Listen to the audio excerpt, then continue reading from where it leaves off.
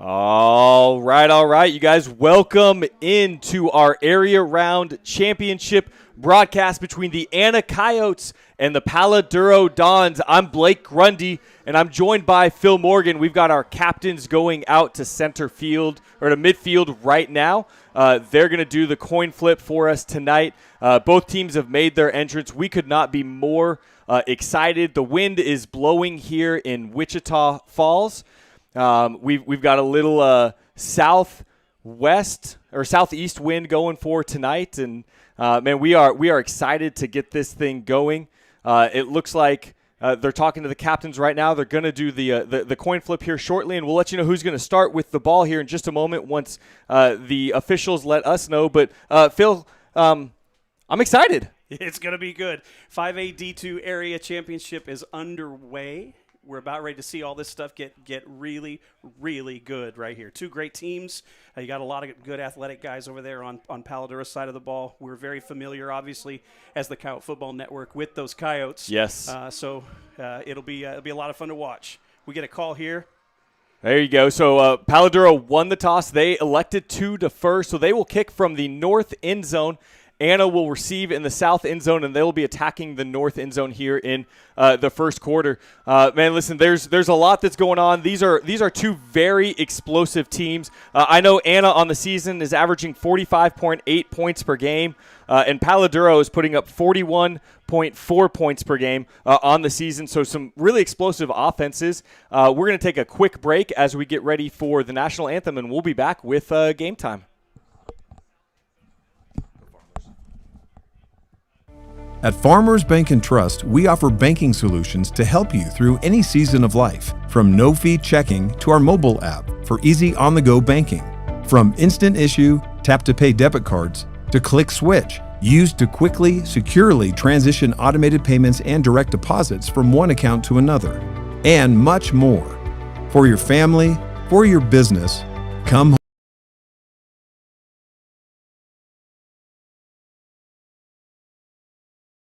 Farmer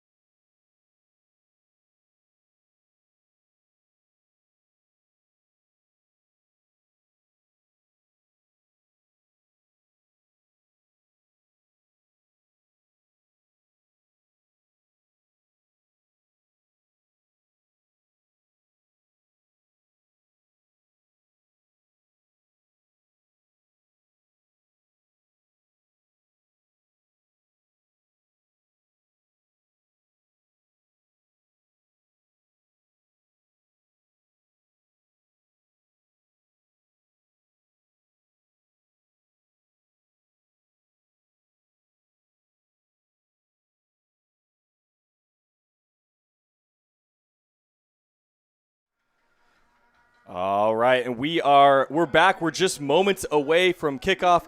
Phil, as we get ready, why don't you kind of go through a couple of keys of the game for us tonight, maybe for both sides? Well, I think it's going to come down.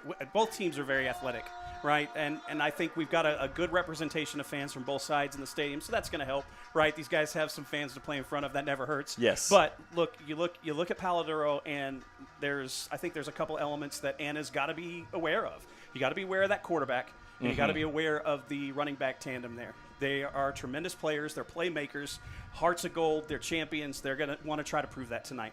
So Anna's got to figure out how to do that. And I think what Anna needs to do here also is understand they've got to play discipline from the jump, right? We talk about this on a pretty consistent basis. Disciplined football is championship football. And that's what needs to happen. Both these teams are going to have to mind their P's and Q's if they're going to get through this game with a W on the other side. So It'll be interesting to see this as we kind of get started, what the temperature's like between these two teams. They're not normal competitors, obviously, and so coming together here to play, we'll get a good feel here pretty quick for what the feel of the rest of this game is going to look like here very shortly. All right, well, we've got number 92, Luis Fuentes Navarrete back to kick, the senior kicker for them, and we're about ready to get started here for the area round championship game. That kick's going to be up, and we are underway as that kick is going to get to about it's going to go over the head of Jaden Parker into the end zone, and so the Coyotes are going to take over the ball at the 25-yard line.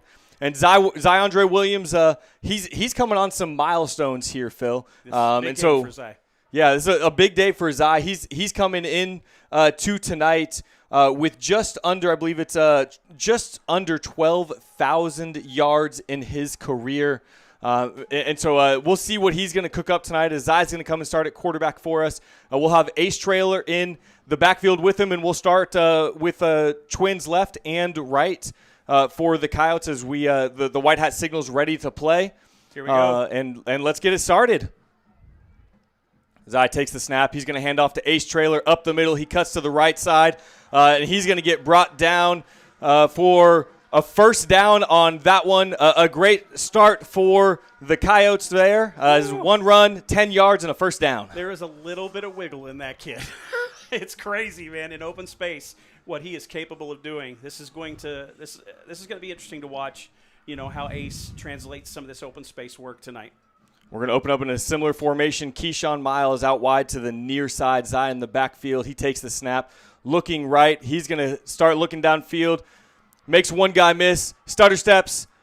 And the Dons do a great job of just kind of stringing that play out, Phil, as we see multiple Dons there. Number 22, Darian Lewis there.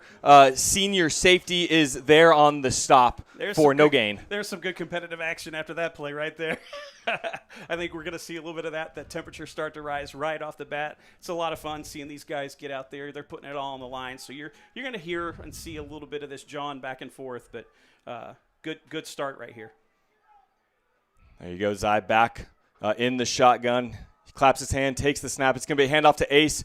Up the middle again, and that big Coyote offensive line just opening holes. Ace running hard up the gut. Give him about a gain of 10 or 11 yards for the first down there. Man, this offensive line so far, Phil, is really doing a nice job for us of opening some big holes in the middle. The right side just exercised their will on that play. Just absolutely opened it up, and Ace had all the room to get through the line and then met some good contact about 3 yards after that run and then just pushed the pile. So the Coyotes will line up once again in the same formation. He's going to take the snap. He fakes the handoff to Ace, makes one guy miss, cuts back up inside before he is brought down for about a 5 or 6 yard gain there. Another great run. So the Coyotes are kind of, Zy goes down to a knee early. He's kind of holding his thumb there for the Coyotes. You definitely don't want to lose out on a guy like Zy in this game. Yeah, we'll give this a second here. He's going to stay in. It looks like he was grabbing the thumb of maybe his non-throwing hand. Yeah. But he'll be back in the shotgun formation. And so far it's been on the ground for the Coyotes. Zy claps his hands, takes the snap, hands it up to Ace Trailer once again, just up the gut. Another run, another first down. He's brought down by Raymond Johnson for the Dons, and that's going to be another first down. Anna's going to have the ball at the 37-yard line. That's another Heatherly All-State Coyote first down. Well, I tell you what, if you've been watching the Coyotes as of late, this run game is nothing new, right? It's ace trailer, ace trailer, ace trailer. Occasionally sprinkled with a couple other guys, but ace trailer doing a lion's share of the carries here, especially early in this game. We haven't been a stranger to seeing that happen even in last week's game. Side takes the snap, hands it off to Ace Trailer off the left side. He cuts it back up to the middle. He's going to get a gain of 7 yards on that run. And so far it's been, or actually they're going to spot him for 8. It's just been, hey, run up the middle. Even if it's off the left or right, we've seen cutbacks really quickly back to that middle of the field, Phil. Yeah, and you know what, you kind of know what they say in these kind of matches. It's, I'm going to do it till you stop it, right? We're going to do it till it doesn't work. Yeah, if something's working, don't change that. The Coyotes are going to come out in a bunch formation, trips to the right, bunched up. Keyshawn alone on the left side of the formation near Ace in the backfield. They take the snap. They hand it off to Ace Trailer once again. Looks like he's going to be forward progress stopped at the first down marker. Let's see if they give it to him. They're going to signal for that first down. And so there we saw the Dons kind of trying to adjust to that, just closing down in on the middle with that bunch formation. But the Coyotes left themselves a little bit of easy work there after that second down play. Only had to get 2 yards for the first down. Yeah, the Dons are going to have to squeeze in and try to clog this middle if they keep doing this. Right now, it's a 4, 5, 6, 7, 8 yard gain, man, every time for Ace Trailer. And obviously, you and I are associated with the Coyotes, so we're happy to see this start. Another snap. He fakes the handoff to Ace, fumbles it, picks it back up. Zai gets around to the outside. We're going to have a flag on the play. Get a little penalty action, of course, in that area. It's most likely a holding. We'll see here pretty soon. Yeah, it was off the right side. Yeah, they're talking to the Don sideline, talking to Coach Mim, and it's going to be a holding. We're waiting for the white hat to go ahead and give the official word.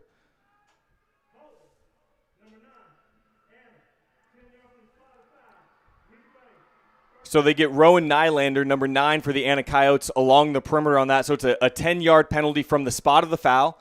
So we're going to replay first down, and it'll bring up about a first down and looks like 17 or 18.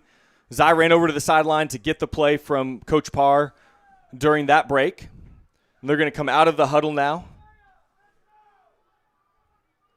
Line up back in that bunch formation, 2 receivers to the left and right. Zai at quarterback, hands it off to Ace Trailer off the left side. He cuts back up into the middle. Great run, some more holes cutting back through in those running lanes. Picks up about 8 on that play, Phil. Another 8-10 yards there, pretty quick. This is right now. You got to think Seth Parr's looking at this, thinking like, what? Yeah, we got to keep running. Yeah, we got to keep running.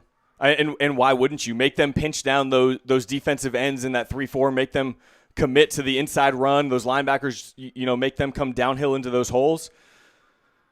But right now, it's been all Coyotes on this drive as we have 7:20 left to go in the first quarter. Zai back under center. He's going to take the snap. Just going to be a middle run. They motioned Ace out of the backfield and just took one of the linebackers with him, and Zai is off for a big gain. And they are officially in the Andy Torres State Farm red zone with another Heatherly All-State Coyote first down, and they're going to have first and goal from the 9. I think that was number 4 for the Dons there. Demarion Harris there with that tackle came in a little bit on the backside and made Ziondre feel his presence right there. Yeah, and so the Coyotes are going to bring in a heavy package, almost their strong package. Nylander and Spinks are going to come out of the game. Jaden Parker and Cash Williams are going to come in, and we'll most likely see them in the backfield. Cash is going to kind of play that fullback set.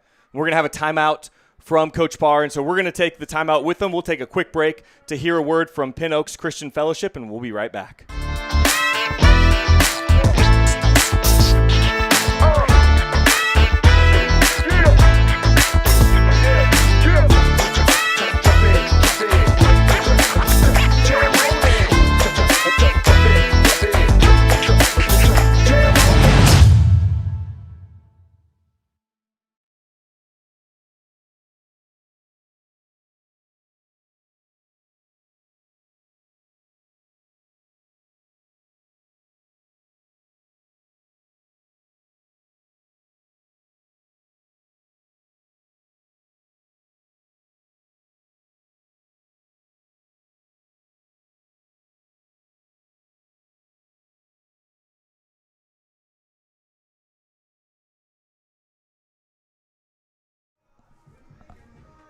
All right, and we are back from that timeout as the Coyotes are going to come back out, still in that heavy formation as they get the play call in.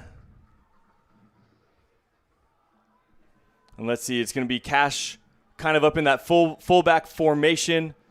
See Jaden Parker. Twins to the left, Jaden Parker to the right of Zai. He claps his hands, takes the snap. He's going to hand it off to Jaden Parker coming off of that left side. Got a great lead blocker ahead of him. Got that corner. Oh! And he's just able to be forced out of bounds at about the 1 or the 2 yard line by Damian Harris. Great job by Damian Harris there to kind of save that touchdown by Jaden Parker. I got a feeling we're going to call number 4's name quite a bit tonight. Good pursuit out there on the edge. What a heads-up play.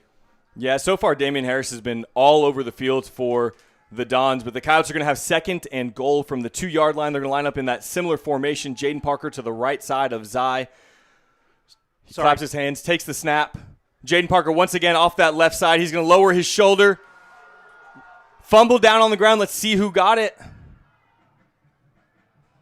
There's a scrum. Both teams are going to say they have it. We'll see. There's a lot of movement down the bottom They're piling of that pile. them off the pile. And it is right on the line. Touchdown. And they call a touchdown for the Anna Coyotes. They're going to kind of get them, hey, let go, let go, let go. Touchdown. It looks like it was Peyton Miller at the bottom of that pile that came away with it for the touchdown. Peyton Miller, number 54. Look at him, big boy. Hey, Don fans, just a quick apology. That's Demarion Harris, number 4. I think we'll do our best. Were we saying Damien? Yeah, we'll do our best with the names, guys. It's not intentional. These guys have fought all year long to get on the field. We'll try to do our best to make sure we get their names right.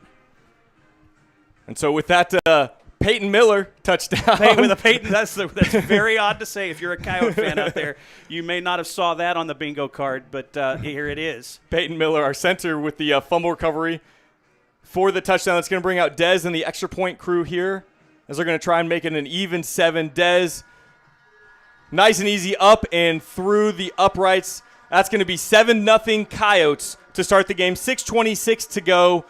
We're going to take a quick timeout to hear from Farmers Bank and Trust. At Farmers Bank and Trust, we offer banking solutions to help you through any season of life. From no-fee checking to our mobile app for easy on-the-go banking. From instant issue, tap-to-pay debit cards to click switch, used to quickly, securely transition automated payments and direct deposits from one account to another. And much more. For your family, for your business, come home to Farmers Bank and Trust.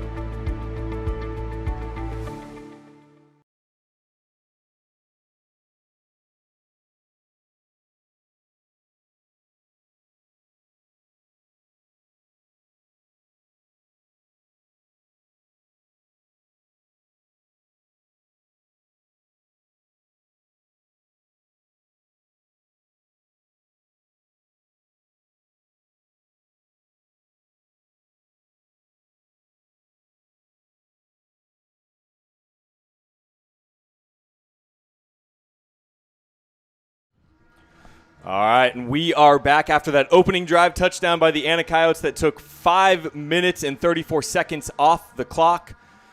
We're ready to go. The Dons in their kick return formation. Dez back for the Coyotes to kick it. We'll see if they elect to kick it deep, just straight out of the end zone. Kind of a line drive, knuckling kick. It's going to land right on the goal line, and he's just going to let it bounce into the end zone for a touchback. So that turn of events there all started with we think a number 13, a forced fumble by Vern Blair, cornerback for the Dons, stripped it right there on the goal line, and then of course you heard the call by Blake Grundy over here to my right.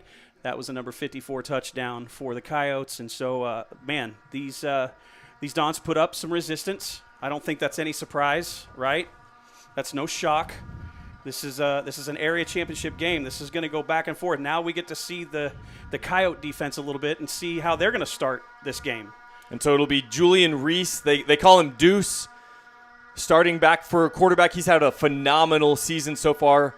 They go 5 wide. They bring number 3, Eric Mims Jr. in motion. They swing it out to Raymond Johnson, and it's going to be Brennan Williams and Zay Flanagan right there for the stop after about a 3-4 yard gain.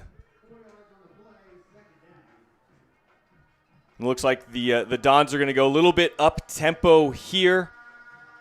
Three to the left, trips to the left, solo to the right. Raymond Johnson off the left side. Or Julian Reese off the left side. He cuts it back into the middle. The pile kind of gets pushed forward. It's going to be about a gain of another 3 yards. Listen, to that young man's credit, the entire Coyote defense was around him, and he was not going down. That's the kind of quarterback the Dons have right there. This kid's tough. He's a great runner. He understands what it takes to play the position. And right there, you got to see a little bit of that. Julian Reese takes the snap. Deuce throws. He's going to be brought down by Jaden Parker. We'll see where they spot him. That's Raymond Johnson. And they're going to give him he just gets the line to gain. It's going to be a first down for the Dons, and they're going to keep the chains moving.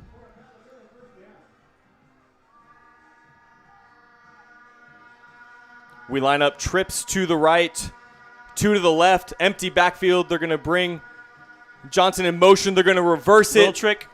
A throwback to Deuce. He's rolling out to his left. He's got a corner, and he's going to be pushed out of bounds by Austin Crowley a yard short. And so early, Phil, we see a little bit of trickery from the Dons trying to see if they can sneak a shot in deep early in the game. Yeah, I think that misdirection is some heads-up coaching right there, right? I think if you've watched some tape, if you've seen and paid attention to some of the games, that misdirection gives you opportunity that you wouldn't otherwise have, and they took full advantage of that with just short of a first down right there for the Dons. Deuce is going to take the snap. He avoids 2 Coyote defenders. Susumi chasing, and Susumi's going to push him out of bounds right at the line to gain. We have a flag on the field.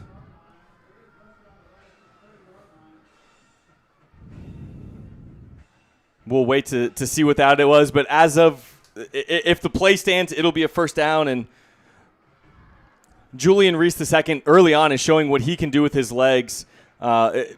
Between him and Zai, this may be one of the most athletic quarterback matchups that you'll see so far this season.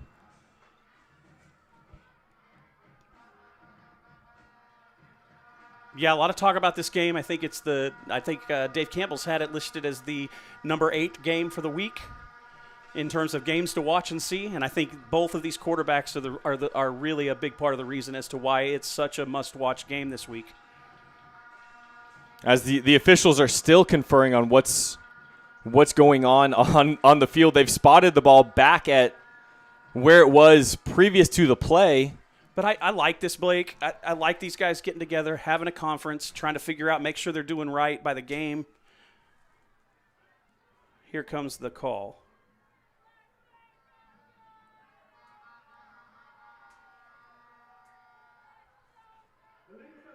Okay. All right, so an illegal substitution by the Coyotes as we tried to get Corday Young on, and there was some miscommunication among the defensive line. And so we had 12 men on the field. When the ball was snapped, that's going to give the Dons a first down.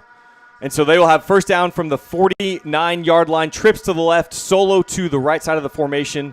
Julian Reese lifts his knee, claps his hands. He takes the snap.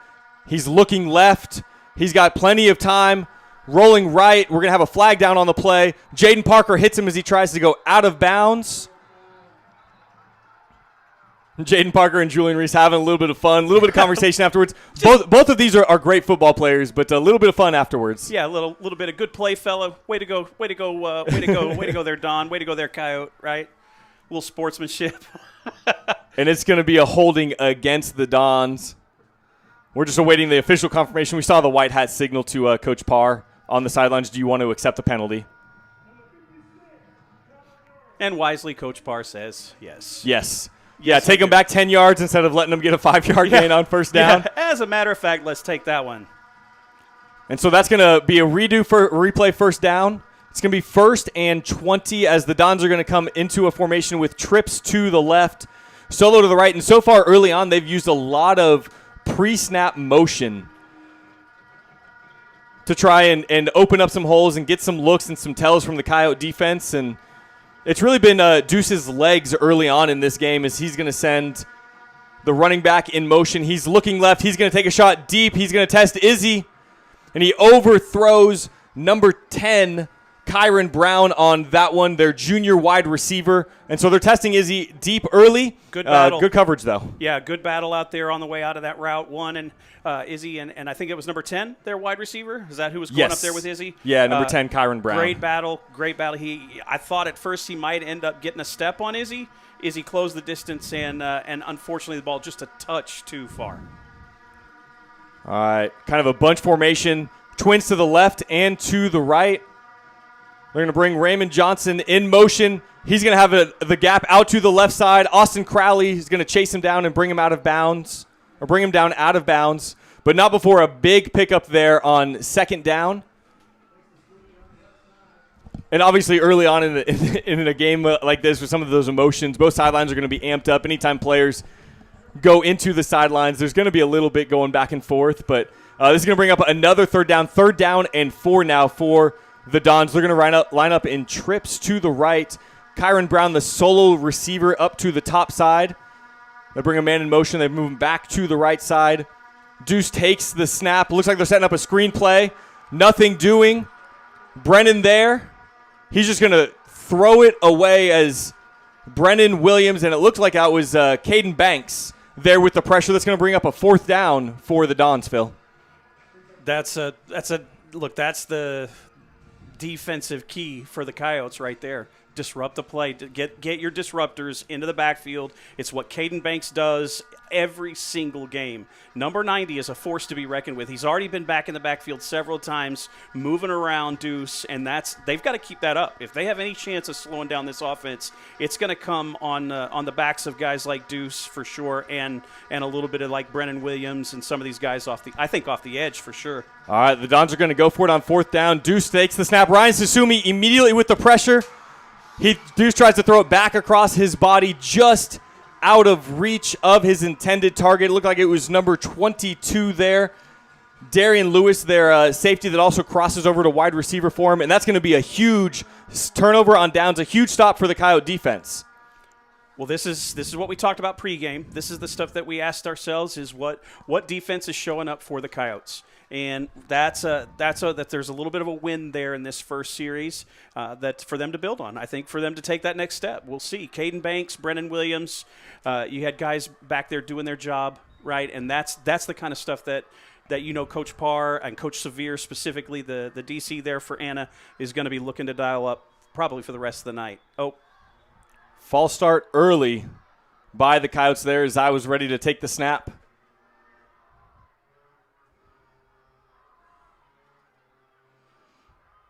Looks like we had a little conversation there. So that's false start number 77, Marcos Rivera of the Coyotes, our right guard. False start, so the Coyotes moving back 5 yards, and that's kind of what you're talking about with execution early in the game. Don't commit penalties that put us behind our target down in distances. Yeah, I know one of the things that they talked about this week was, look, if something bad happens, what do you do? Right? It's what you do when the bad thing happens is what really matters. And these guys they're back down in position. They're ready to play again, so we'll see what they do here. Zai takes the snap. He hands it off to Ace Traylor. He cuts up off the left side. He's going to get about right at 5 yards on that play.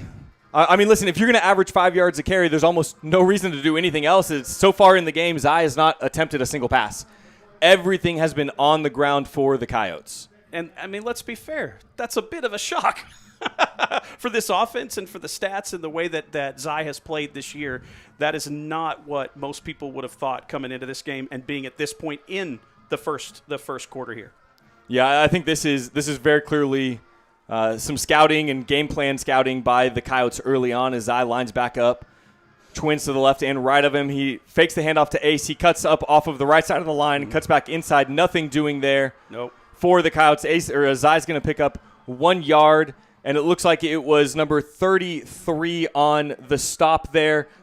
Keenan Posey is going to come up with the tackle for the Dons, and it's going to bring up a 3rd down and 8 for the Coyotes. I think number 8 might have been in on that play too. Rayford, their defensive end, their defensive tackle there, they both combined there to help make that stop. Yeah. Kamari Rayford is definitely someone that they are excited about, a sophomore. He's had a tremendous season. The Coyotes get ready for a 3rd and 8 now. Twins to the left, twins to the right of Zai. Ace to his right in the backfield. He's going to look to the sideline, and Coach Parr and the Coyotes are going to take their second timeout as the play clock was winding down, and we'll take a timeout with them.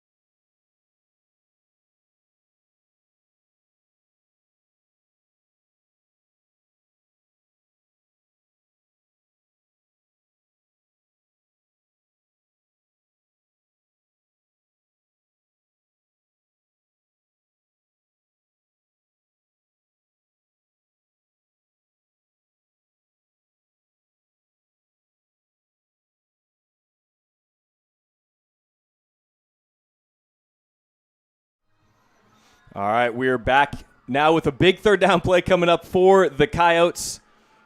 What do you think? Run? Maybe. Maybe. Oh, we Ace see that. Zai claps his hands to take the snap, and he does. He hands it off to Ace up the middle, up the gut, and he's going to get about 6 of the 8, and it'll be a 4th and 2.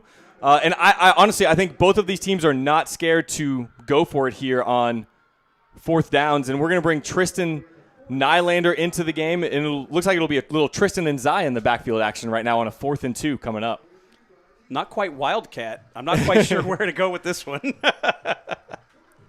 So Braden Spinks comes over to the sideline. The Coyotes hurry to get into formation, and we're going to get a timeout there by Coach Mims, and I think a wise timeout by Palo Duro. I think I've only seen that formation twice all season.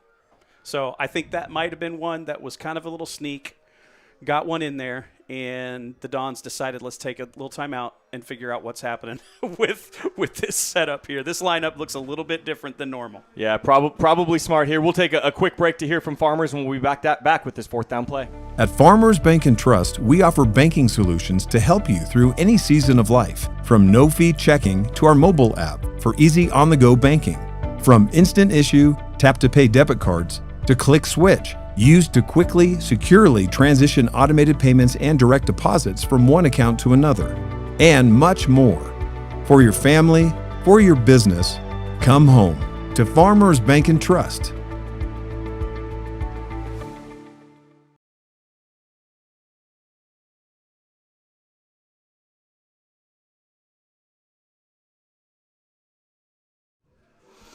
All right, and we are back now for the 4th down play, and that may have just been a ploy by Coach Parr to confuse the Dons and burn a timeout from them because Zai is back. Empty backfield, trips to the left, twins to the right side of the formation. They're going to spread out the defense a little bit. Zai claps his hands. He takes the snap.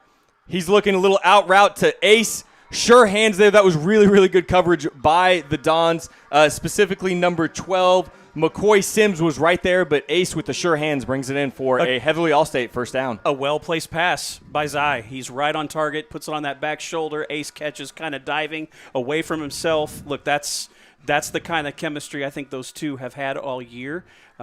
Zai knows where he needs to put it for Ace, and Ace goes out and makes that play and keeps this drive alive. So a minute 45 to go in the first quarter. Zai is 1 for 1 on the night for 4 yards passing. Super efficient. Trips to the right side of the formation. Zai claps his hands. He's going to hand it off to Ace coming around the left side. He's got a nice hole. He cuts it back up to the inside and gains a gain of 7 on the play, or maybe 6 on the play. And it'll bring up a 2nd and 4. And so once again, the Coyotes just being comfortable keeping this on the ground right now. Just in no hurry. I think going into this game, if we had said with about a minute to play in the first, the score would be 7-0. Everybody would have kind of been like, I think you're tuned into the wrong game or you're calling the wrong game. But so far, the Coyotes have just been bleeding the clock on the ground. They're going to move Ace to the left side of Zai now. He's going to clap his hands, take the snap. Once again, handoff to Ace. He cuts back to the left side, and just another hole there for Ace Trailer off of this Coyote offensive line, who is just been playing extraordinarily well, Phil. De Leon right there and Linton both there combined for the tackle on Ace Trailer. Ace gets another first down for these Coyotes. Just continues to punish the Don defense right now. Yeah, for sure. And at some point, the Dons are going to have to kind of adjust to that and bring another body into the box to counteract this running game. This was, interestingly, we've had plenty of conversations about this over the year, but this was a lot of what we saw out of these Coyotes this last week. In fact, Coach Parr in our interview this week said, look, when it comes time to the playoffs, you don't do what you've always done. Sometimes you have to change things up. Something has to look a little different because you're playing against different teams, guys that you may have never faced before. Mm-hmm. And so you've got to learn how to be playmakers against the people you're playing. And I know that seems super simple, but look, it's the game in the playoffs. It's what you've got to do. You got to figure out how can we bring our best against their best and end up winning by the end of this game. All right, and so our final play of the quarter was that Zai keeper to the right side for a 1-yard gain. That'll bring us to the end of the first quarter. The Anna Coyotes 7, the Palo Duro Dons 0. We'll be back shortly for a 2nd and 9 to start the second quarter.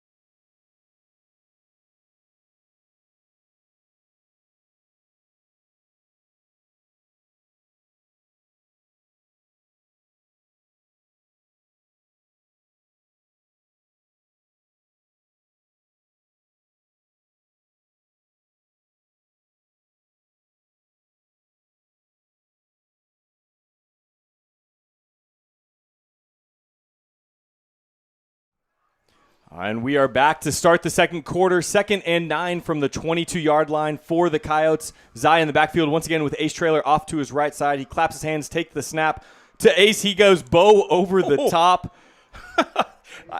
I mean, he just ran over the whole pile. I think Ace may have been confused and thought it was track season going over those hurdles for a second. Doing some kind of high jump. I'm not sure what Ace was doing right there. I'm here for it, obviously, but man, that was quite the play right there. There you go. So it's going to bring up a 3rd and 7 for the Coyotes. And Coach Parr talked this week in the coaches show with you, Phil, about how they've had to make an adjustment to huddling up because there have been so much of their coaching tree has started to spread and their different hand signals are being picked up. And I know Coach Parr has been a mentor of the air raid offense for Coach Mims on the other side. Zai's going to take the snap, clap his hands, drop back. He's going to throw to Ace over the middle, and that's going to be in for another Coyote touchdown. No flags. They're going to strike from the 20-yard line. Ace is slow to get up. Took a big hit in the end zone. But he's up, and he's moving. He's running off, getting a little celebration. His quarterback over there. And so that's another Melissa feed and seed Coyote touchdown there. A great job from Ace. He almost ran that angle route that you see in Madden that is so successful. But he runs that little angle route, just splits the safeties up the middle. Zai hits him on that seam, and he's just able to get into the end zone. It's going to be Coyotes 13, Palo Duro nothing as we await the extra point from Dez. Zai early on, efficient, right? He's accurate.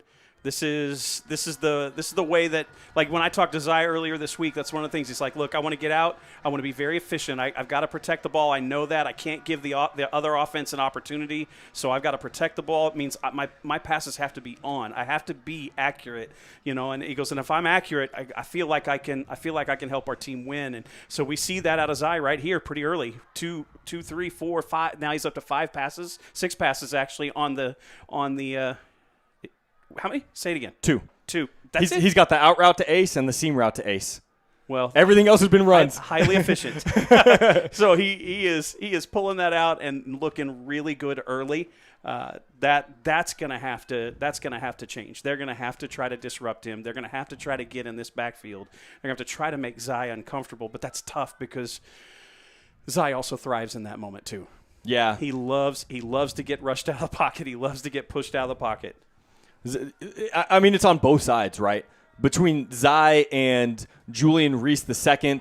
I've just been calling him Deuce because all the message boards that I read about the Dons call him Deuce, and so why not give him that nickname? Fair they enough. are both so elusive. But right now it's Coyotes 14, the Dons nothing as Dez gets ready for the kickoff here. And a shout out, both schools, both communities, really well represented in the stadium tonight. I know it's a couple hours away for everybody, and so to see the fans out here supporting these guys, I know it means a lot to them for sure. Great communities who are obviously behind each of these schools and their efforts on a chase for a championship. For sure.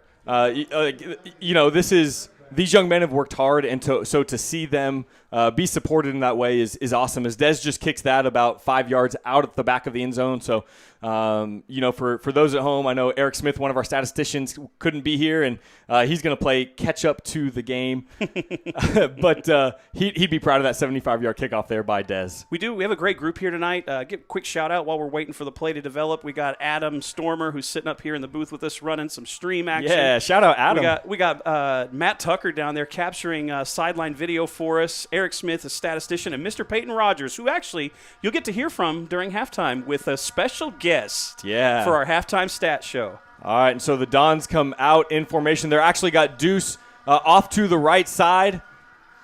They're going to run off of that right side. Really good blocking, a great formation as they brought Darian Lewis there. Starting strong safety. He's played some backup quarterback, some wide receiver for them this year, off the right side for about 14 yards and a first down. At 215 pounds, 6'1", you do not want to give that kid a head of steam, and he had a head of steam on that run. He's going to be really hard to bring down if you give him too much room to get going. So that was a great run. Very good run there by Darian Lewis. All right, Deuce back in the backfield. They've got a tight end off to the right side of him. They bring everybody in motion. Just about everyone's going to be off that left side of Deuce now. He looks to that left side. He's telling him, hurry up, let's go.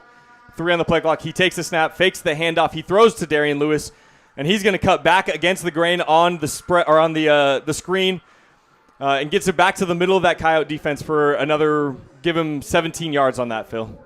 Another good first down run. Number 22 is definitely making a mark here on this drive. And they've done a good job so far on this drive of going with some misdirection, some different things, changing the look so the Coyotes have to think about it a little bit, but they're going to come back out in that bunch, 2 in the backfield. Deuce claps his hands, fakes the handoff, keeps it. He throws it just low to number 23, Amaria James, one of their running backs. Just low, and it's going to fall harmlessly incomplete to the turf. And I'm telling you, Cash Williams was on the hunt right there. He was ready. He was ready for that catch to be made, and it might have been a smart decision to let that one hit the turf with the head of steam that Cash was coming in with. He was gonna lay the lumber right there. 2 in the backfield again for the Dons. Deuce takes the snap. They're going to take a deep shot. They're going to test Izzy early.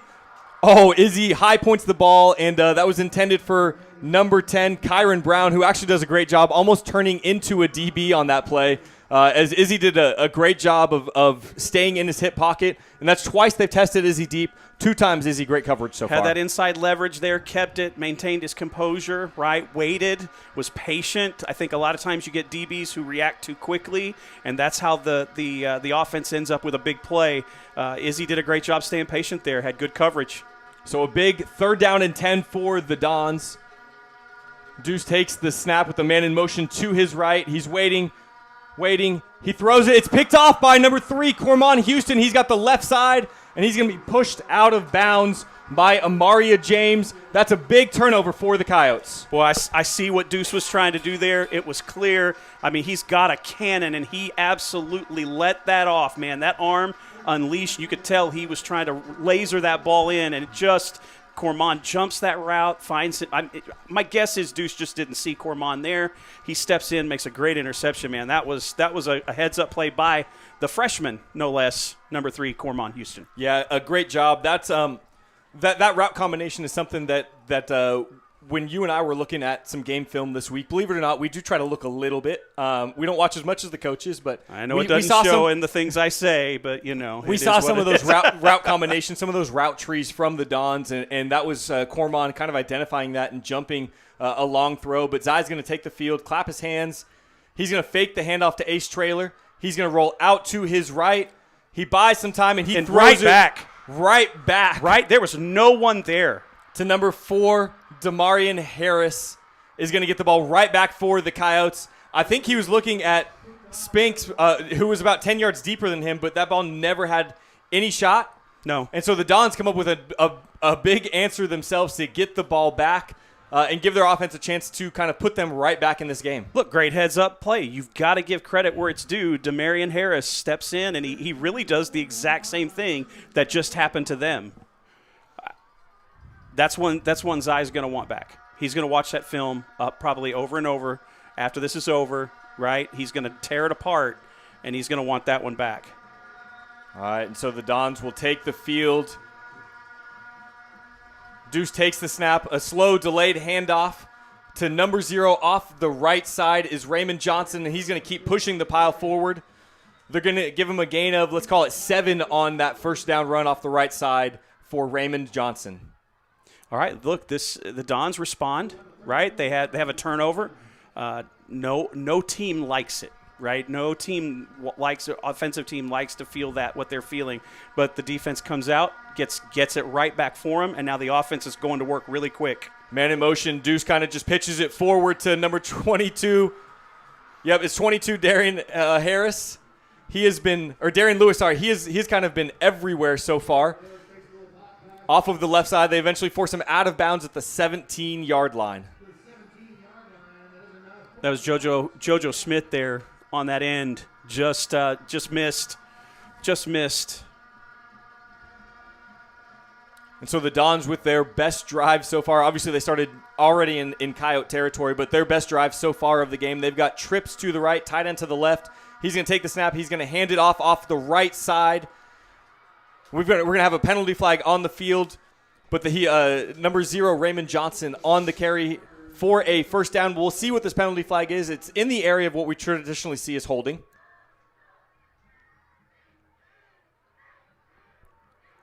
Raymond Johnson carrying the load these last few plays, doing an incredible job running that ball. Okay, so they call a block in the back on number 2, Daniel Moses, the senior wide receiver there for Palo Duro. And so what would have been a first down run, the Coyotes obviously going to accept that penalty. And so we'll march back 10 yards, and we'll replay first down from the 27-yard line now. So Palo Duro will come back out. Bunch formation. 2 in the backfield. Deuce is going to clap his hands. He takes it. They bring pressure from Zay Flanagan off the outside. And they're going to complete it to number 2, Daniel Moses, give him about 14 on that play. It'll bring up a 2nd and 6 now. Austin Crowley Cash Money Williams on that tackle. I didn't sing it, so people won't unsubscribe from our channel. You're welcome, by the way. There you go. The Dons quick to the line of scrimmage. They've got trips to the right. They're going to hand it off. Fakes the handoff. Deuce keeps it off of the left side, and Jaden Parker's going to bring him down, but not before a gain of 5 yards. And that's going to bring up a 3rd and 2 for the Dons. Whoa, good thing he kept that ball. Caden Banks was in the backfield, and he had gotten a hold of, I don't even know who it was now, but man, Raymond Johnson. Raymond Johnson, yeah, he gotten a hold of him, and he was ready to pull him to the ground. So great decision there. Heads up play by the quarterback. Good read. So we'll go trips to the left side, tight end on the right for the Dons on this 3rd down and 2. Deuce takes the snap. He's going to fake the handoff to Raymond Johnson, cuts back up off the middle, and he's going to be in the end zone for the Dons' first touchdown of the night. Deuce with a 12-yard touchdown scramble. He's going to get them on the board to make it 14-6. Anna Palo Duro pending the extra point. They're going to line up in this formation. The Coyotes are going to have to be aware of the man out to the left. They get coverage out there, and the Dons will bring the swinging gate back into order, back into their a traditional PAT. This is something that they've done all season long, kind of just trying to catch teams sleeping, see if they can get a quick extra couple of points. Number 92, Luis Fuentes Navarrete takes the kick, and it's up and through, and it is 14-7 Anna with 7:41 to go in the second quarter, and we will take a quick break. At Farmers Bank and Trust, we offer banking solutions to help you through any season of life, from no-fee checking to our mobile app for easy on-the-go banking. From instant issue, tap-to-pay debit cards to click switch, used to quickly, securely transition automated payments and direct deposits from one account to another, and much more. For your family, for your business, come home to Farmers Bank and Trust.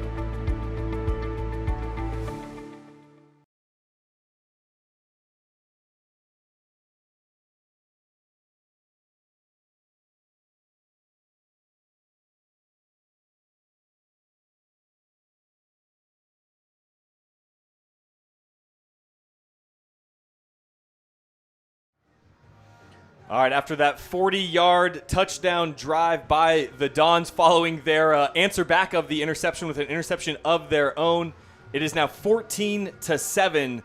The Anna Coyotes up on top. What a good systematic drive by the Dons there to get them back in this to a one-score game. Answered the call from a costly mistake and created one for themselves, and that's championship level football. This is what people pay to see right here. Yeah, as This we is get a good little bit stuff. of chippiness after the play, kind of emotions are going to only pick up throughout the game as both teams obviously are going to give everything, fight tooth and nail to try and win this game. Yeah, win and go home type scenarios have a tendency to just get a little hotter and hotter as the night goes on, and you know we've watched that time and time again. You know, year after year, the deeper you go, the more that's at stake. And these guys, none of them want to go home. So Jaden Parker on the return to the 29-yard line. Zai will take the snap, hand it off to Ace up the middle. He's going to squirt through the line. Sneaks He breaks through through the secondary. He's He's gone. off to the races. Oh, good. Shoestring tackle.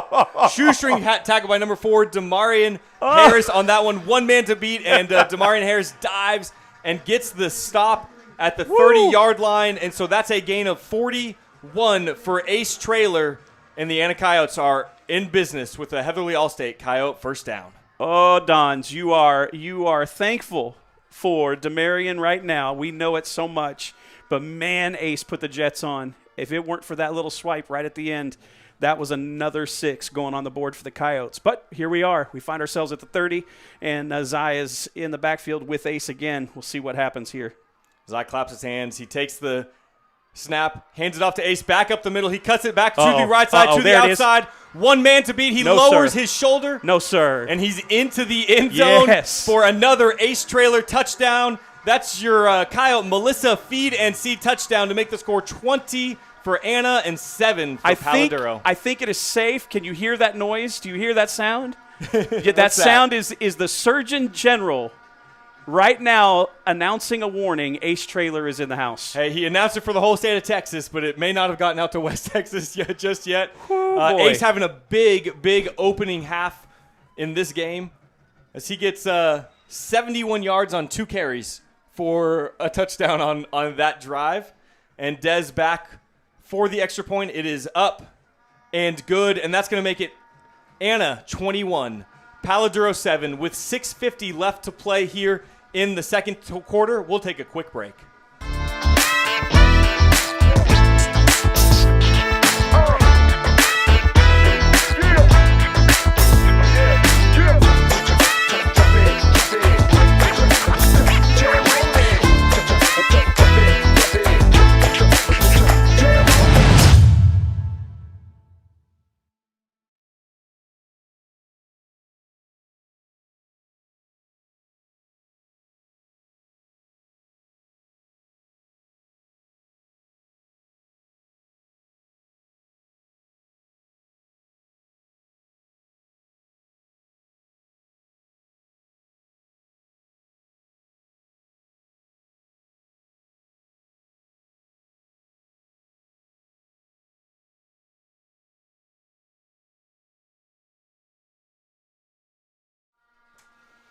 And we are back after that word from Pin Oaks Christian Fellowship. Of course, if you're listening in Anna, we'd love to invite you to services at 9 or 10:45 any Sunday.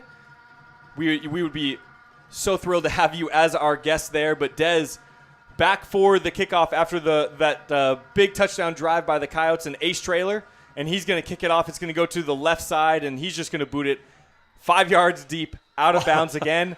And it looks like number 5 for Palo Duro and number 10, Aiden Palmer. So that's Aiden Palmer and Danqual Ashe. Forgive me if I pronounce his last name incorrectly, but they kind of get tied up at the end of the play. Cooler heads prevail. They're going to separate them. Coaches come out, have a little conversation, Yeah. try to get everybody on the right page. It's a reminder, play aggressive. We talk about it all the time. Football is a violent sport, but you also have to play under control with that aggression in between the whistles. But either way, they kind of get separated. The Dons coming out down 21-7. They're going to line up 4 to the left, 1 to the right. They're going to spread it all the way out for Deuce in the backfield. He claps his hands, takes the snap. He's looking out to the left.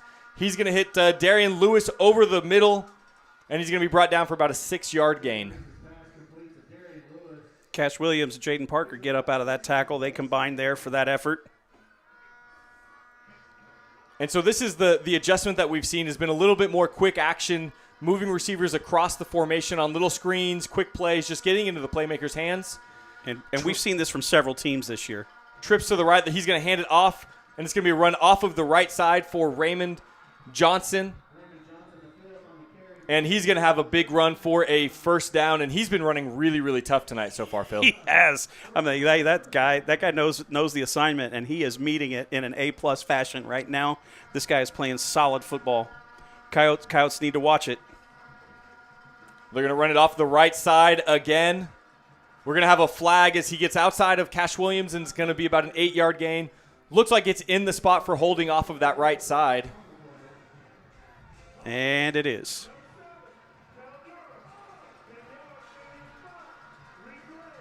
All right, and so they get Tavon Cantley on the hold there. And so what would have been an 8 or 9 yard gain is going to end up as a 10-yard move them back to replay the down.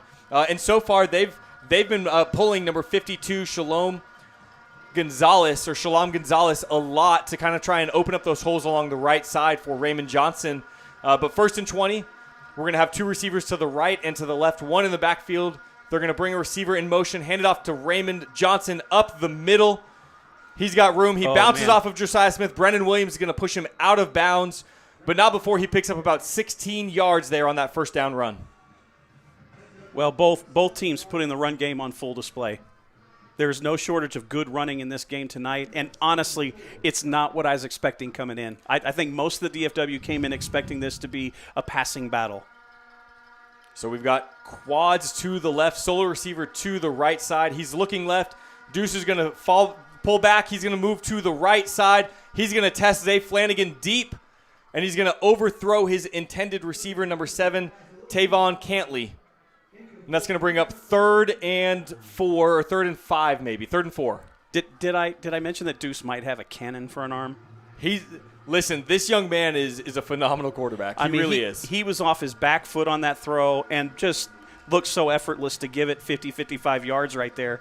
I mean, a little off target, but look, the kid has no shortage of talent, and we're getting to see a little bit of that on display. So he takes a snap on 3rd down. He's going to hand it up the gut to Darian Lewis, I believe it was. Ooh, and generous spot. They're going to mark him for the first down. That's going to be another first down there for the Dons. And that's a big first down pickup for them, is you don't want to have an opportunity to give Anna the ball back. Deuce looking at his wristband for the play, brings Darian Lewis in motion. He goes back to the right side, circles back around behind him, pitches it to Darian Lewis.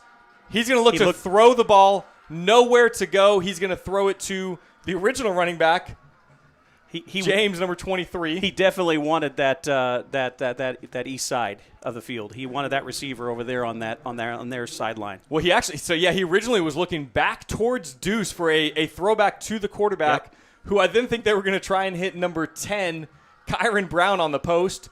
but they're gonna hurry to the line of scrimmage. Bunch formation. He takes the snap. He pitches it. Darian Lewis off of the left side of the line. JoJo Smith comes up and makes a really nice tackle from the secondary after a gain of, let's give him 4 yards on that play. Yeah, man, JoJo just shot right through there. There was a little bit of a gap. He found that opening. So it's going to be 3rd and what looks like 6 for the Dons, or call it 3rd and 5, actually.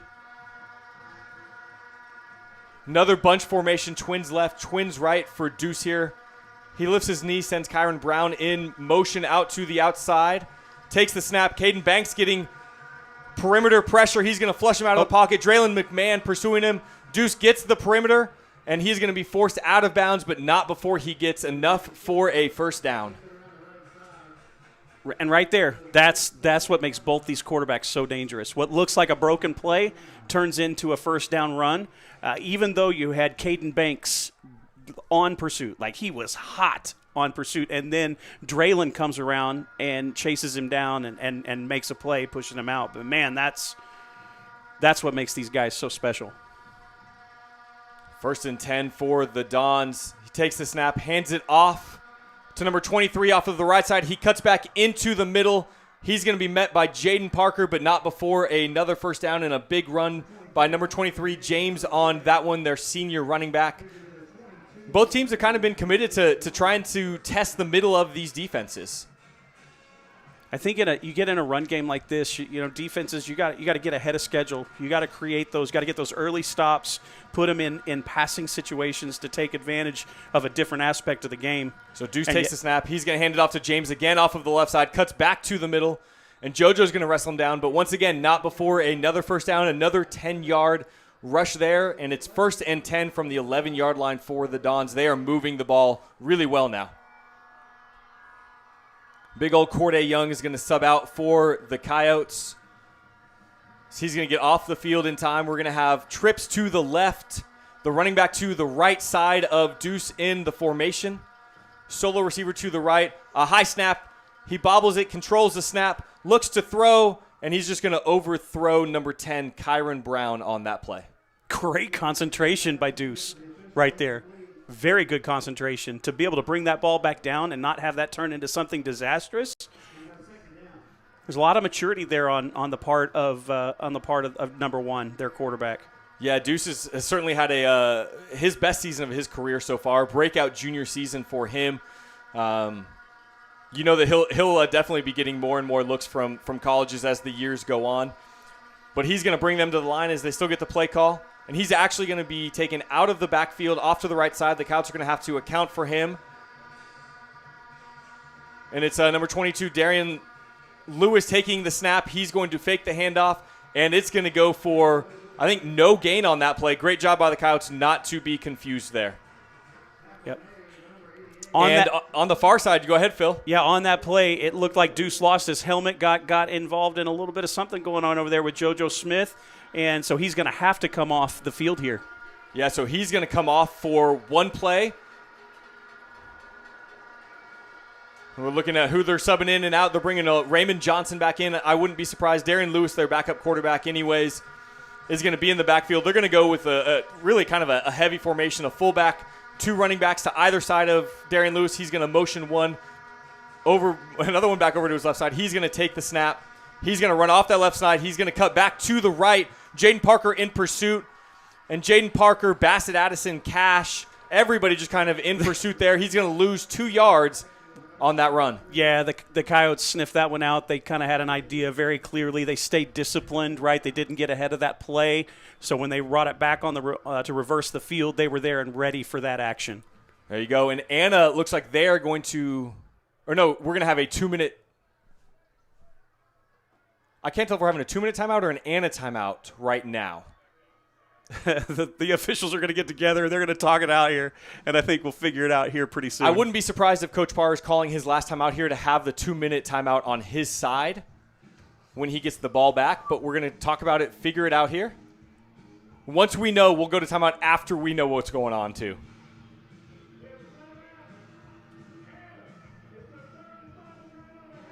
So Anna calls their third and final timeout with 2:09 to go, and we will take the rest of this timeout with them.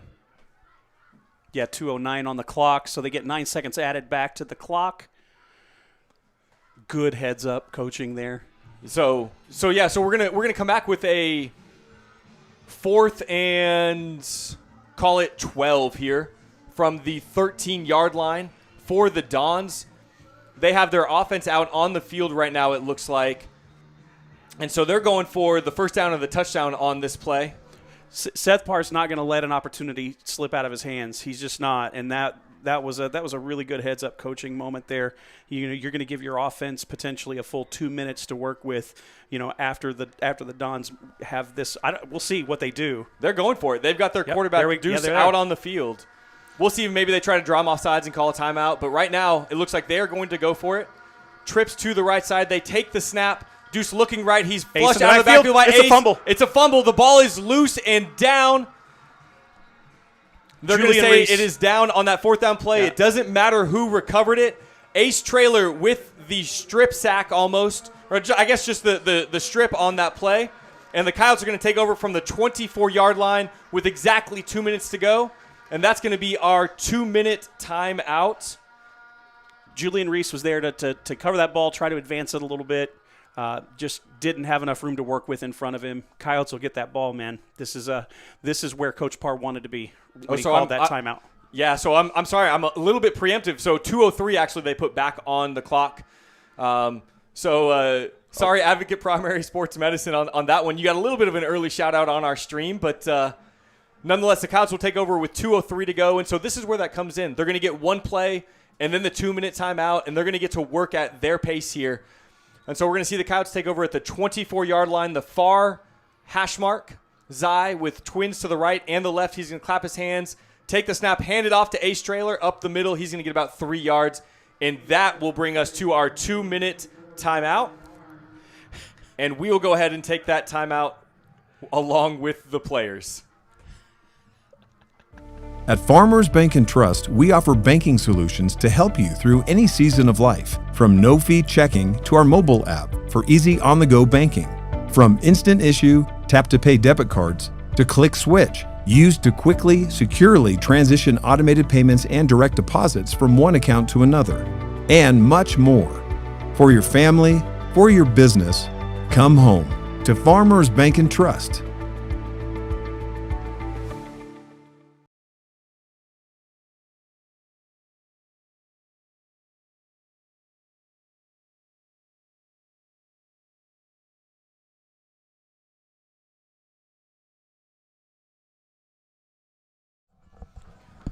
And we are back from that 2-minute warning. The Coyotes are going to have the ball 2nd and 7 to go from their own 27-yard line with 1:59 to go and no timeouts remaining in the half.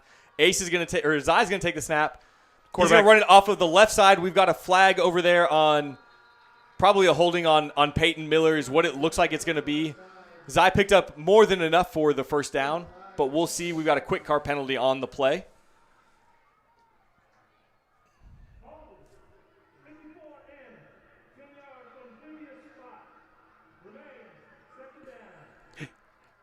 No surprise, Anna players don't like the call.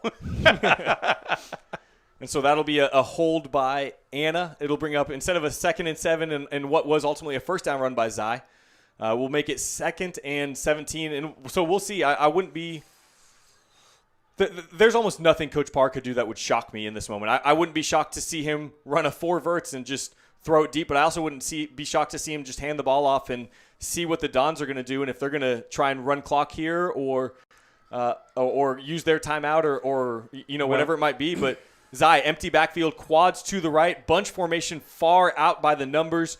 Keyshawn to the near side, to the left. A little bit of pressure for the Dons. Zai is just going to swallow that and go down for a sack. Dons get at Zai. He the pocket totally collapsed. They brought lots of pressure. 3 guys there to bring him down. A really heads-up defensive play there.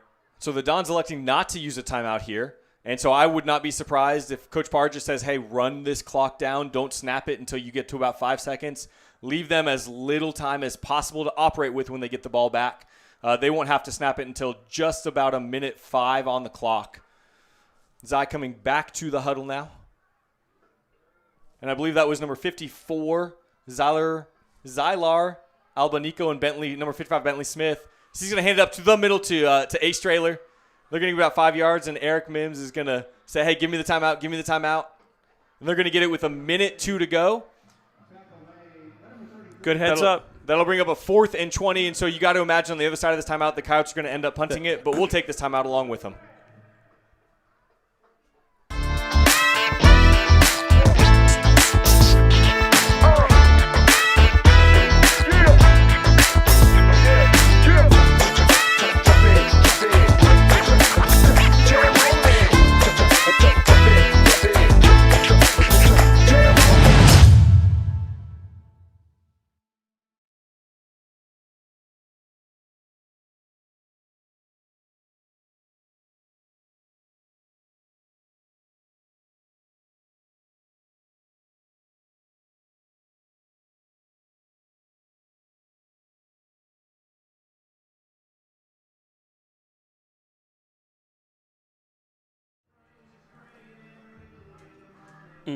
All right, and we'll come back from that timeout with 1:02 to go in the half. 4th and 19. The Coyotes are going to punt the ball from the 15-yard line. Deshaun Porter with his heels on the end zone line is going to take the snap. And he actually gets a hold of it pretty well. And number 22, Darian Lewis, is going to fair catch it at the 49-yard line, where the Dons will take over with 57 seconds to go in the half, Phil. Coyote fans here are really frustrated with that sack on that last series, that offensive series for the Coyotes. They're probably screaming at their televisions or their computer screens or their phones right now, wherever they happen to be watching the game. But look, this is why they use these timeouts. This is why we have head coaches, man. These guys understand. They know the nuances of the game. As fans, look, this is something to appreciate right here. Both these coaches are operating at a very high level. These are well-timed timeouts, right? Here we go. So the Dons are going to take the field. 2 receivers to the left and the right. Deuce claps his hands. He's looking to the right. He's going to throw it quick to Darian Lewis, who's just wide open. They're going to keep him inbounds, but it's going to be a gain of 12 on the play to the 39-yard line. And you got to imagine the Dons are just going to go in hurry-up mode here. The chains get set. Deuce claps his hands. And once again, just another out route to Darian Lewis, and he'll go out of bounds to stop the clock after a gain of 6. Coyote fans a little upset that play previous clock wasn't running. This one doesn't run because he actually got out of bounds. So Deuce signaling to his receivers. He takes the snap, looking out to the right side at Darian Lewis, who just runs that angle route and leaves Cormon down on the ground. Great touchdown saving tackle by Ziondre Williams and Keyshawn Miles there. But the Dons are going to take over with the ball at the 2-yard line. First down, 36 seconds to go in the half, and the clock should start running. And it does. Deuce takes the snap, fakes the handoff to Raymond Johnson, cuts back inside, ducks under the tackle of Caden Banks and JoJo Smith, and he's going to be into the end zone for the Palo Duro touchdown to make it 21-13 with 26 seconds to go in the half.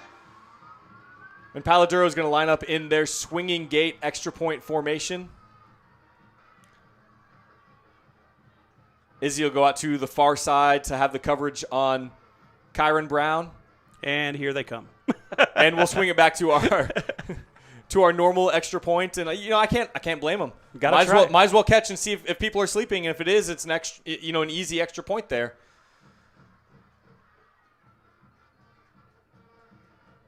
The snap is good. Hold is good. Kick is up, and it is through the uprights. Luis Fuentes Navarrete there with the extra point to make it Anna 21, Palo Duro 14. And the officials will get everybody back to their sidelines as we get ready for probably the last kickoff of this half with 26 seconds to go. At Farmers Bank and Trust, we offer banking solutions to help you through any season of life, from no-fee checking to our mobile app for easy on-the-go banking. From instant issue, tap-to-pay debit cards, to Click Switch, used to quickly, securely transition automated payments and direct deposits from one account to another. and much more. For your family, for your business, come home to Farmers Bank and Trust.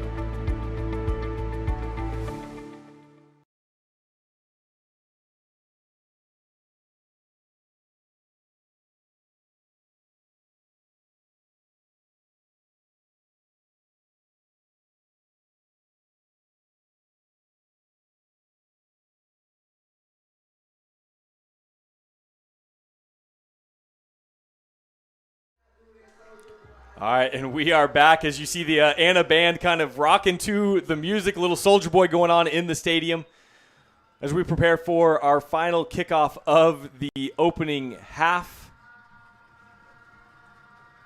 Just a little pooch kick into an empty space. The Coyotes are going to have to fall on that one. Oh, number 10, Kyron Brown meets Miles Lyons and just absolutely delivers a shot. But the Coyotes are going to take over at the 30 or the 31-yard line here with 25 seconds to go in this opening half. As the kids say, Cotton, that one's going to leave a mark. Great hit by the Dons there on that coverage. Good for Miles, jumped right back up. He's a tough kid. He's played a lot of ball. Took that hit in stride, got himself back up and ready to go. But man, what a hit. So 25 seconds to go in the half. I'll be interested to see if the Coyotes decide to take a shot on first down and get a drive going or not. They take the snap. Zai's going to look out to his right, back to his left. He's going to roll out of the pocket. He's going to pull the ball down, and he's going to run up the field and get out of bounds for a first down at the 44-yard line with 17 seconds to go in the half. No, there's going to be no quit here. 17 seconds or not, I think there's going to be no quit on the Coyotes. They're gonna push matters here. Remember, the Dons will get the ball to start the second half, and so if you're the Coyotes, you'd love to get it back to a 2-score game. Zai comes back to the huddle with the play call. 17 seconds to go. Ball on the 45-yard line. You probably need about another 20 or so yards to feel comfortable for a Dez field goal attempt. So Zai's going to clap his hands. Take the snap. He's looking out to the left. Some early pressure for the Dons. Oh, he just misses Ace high up the seam as he had him open. Incomplete. 12 seconds to go in the half now.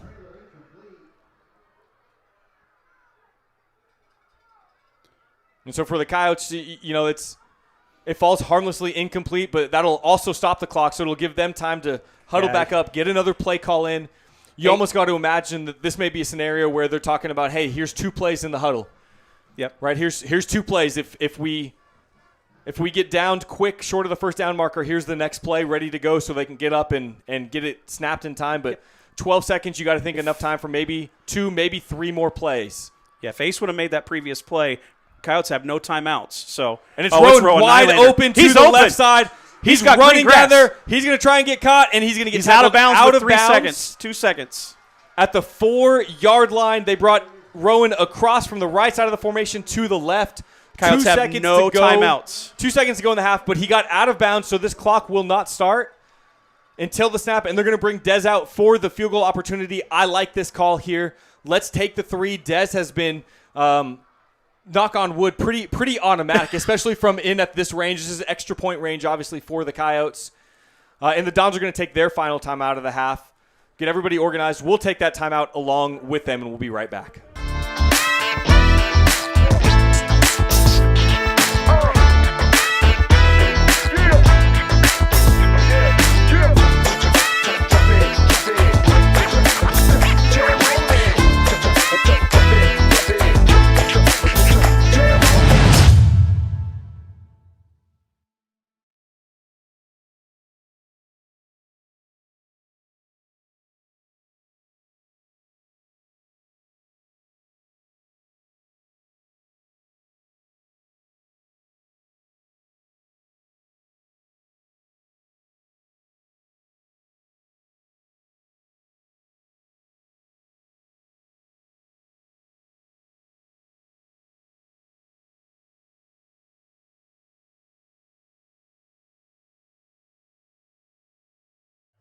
All right, we are back. We were talking during the timeout there. Would Coach Parr decide to roll the dice and go for the touchdown instead? But I say a handoff to number 55, Quan. I think Quan gets the handoff, gets his dream of getting to run one into the end zone. well, Quan's over there at left guard, and Dez goes up and says something to Peyton. So you never know. But we've got our field goal unit out there. Rowan's going to place the hold at the 10, so this will make it a 20-yard field goal for Dez as the half gets ready to close.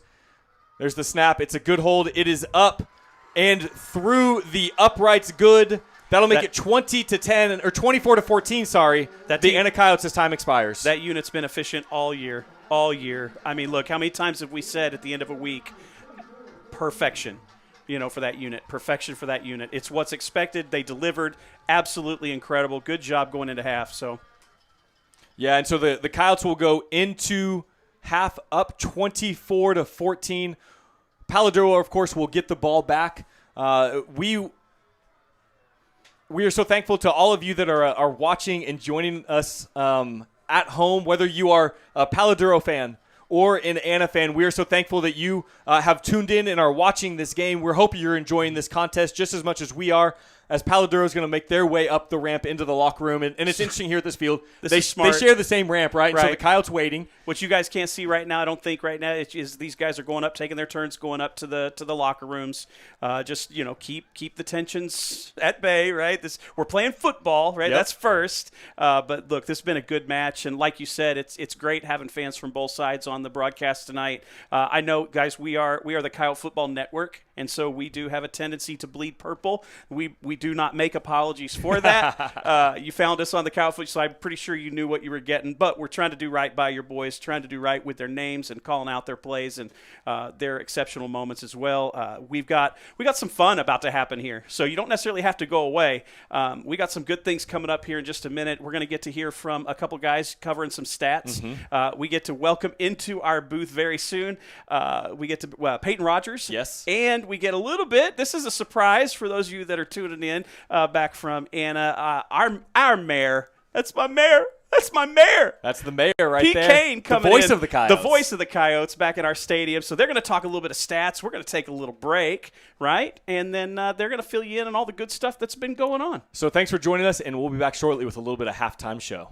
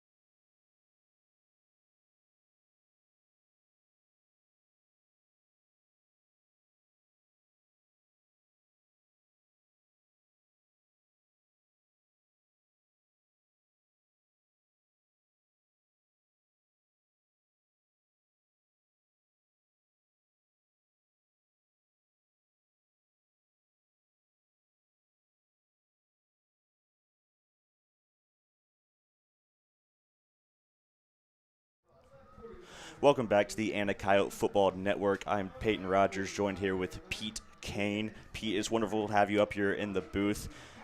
First things first, I mean, what did you see down there on the field that, made you happy? It was a pretty dominant performance out of the first half, out of the Anna team. I think the thing that really, really stands out in this game is the fact that we're just running the ball. We're pounding it and grinding it. Coach Parr definitely saw something somewhere and took advantage of it, and it seems to be working for us. 100%. I was kind of surprised with the game plan. I mean, Ace is already at 15 carries for over 158 yards and a touchdown. He broke that long 42-yard run, followed up by a 30-yard touchdown run right afterwards. Kind of surprising, considering for most of this year we've been an air raid kind of offense. We haven't really used Zai. Is that a bad thing? No, not at all. If we're winning games without our most talented player on the field doing anything, that's a pretty good sign.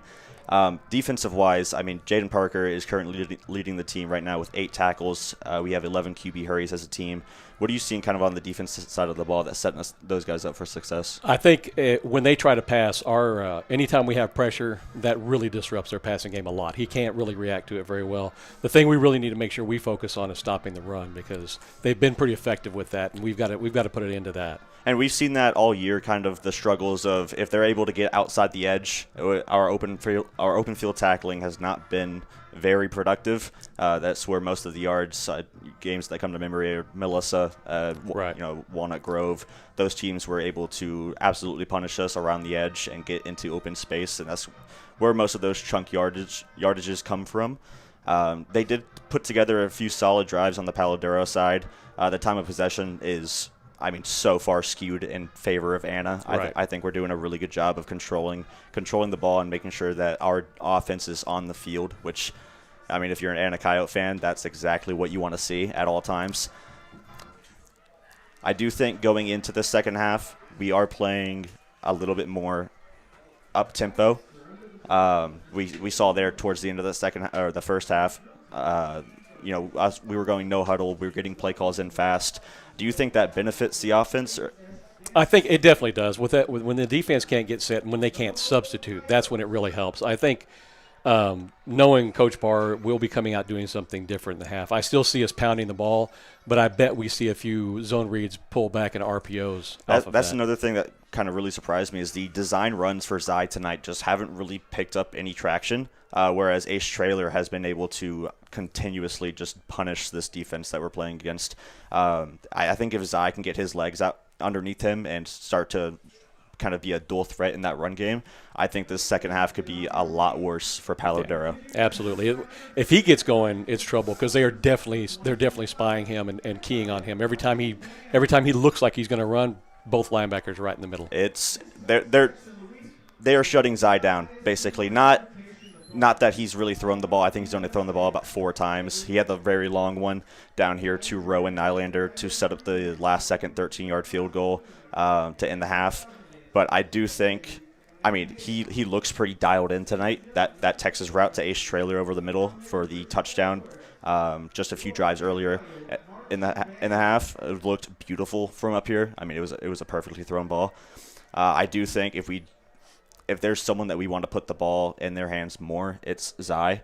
So I do expect maybe a few more quick screen passes out to the outside, kind of get our guys in space. Right. We haven't really seen anything from Keyshawn Miles tonight, so I think if we get him involved, there's so many different things that we can do on this offense that changes the pace of the game and will just kind of allow our guys to excel and, really just control this game. Yeah, I think, and I've seen on the field when their quarterback, I forget his name.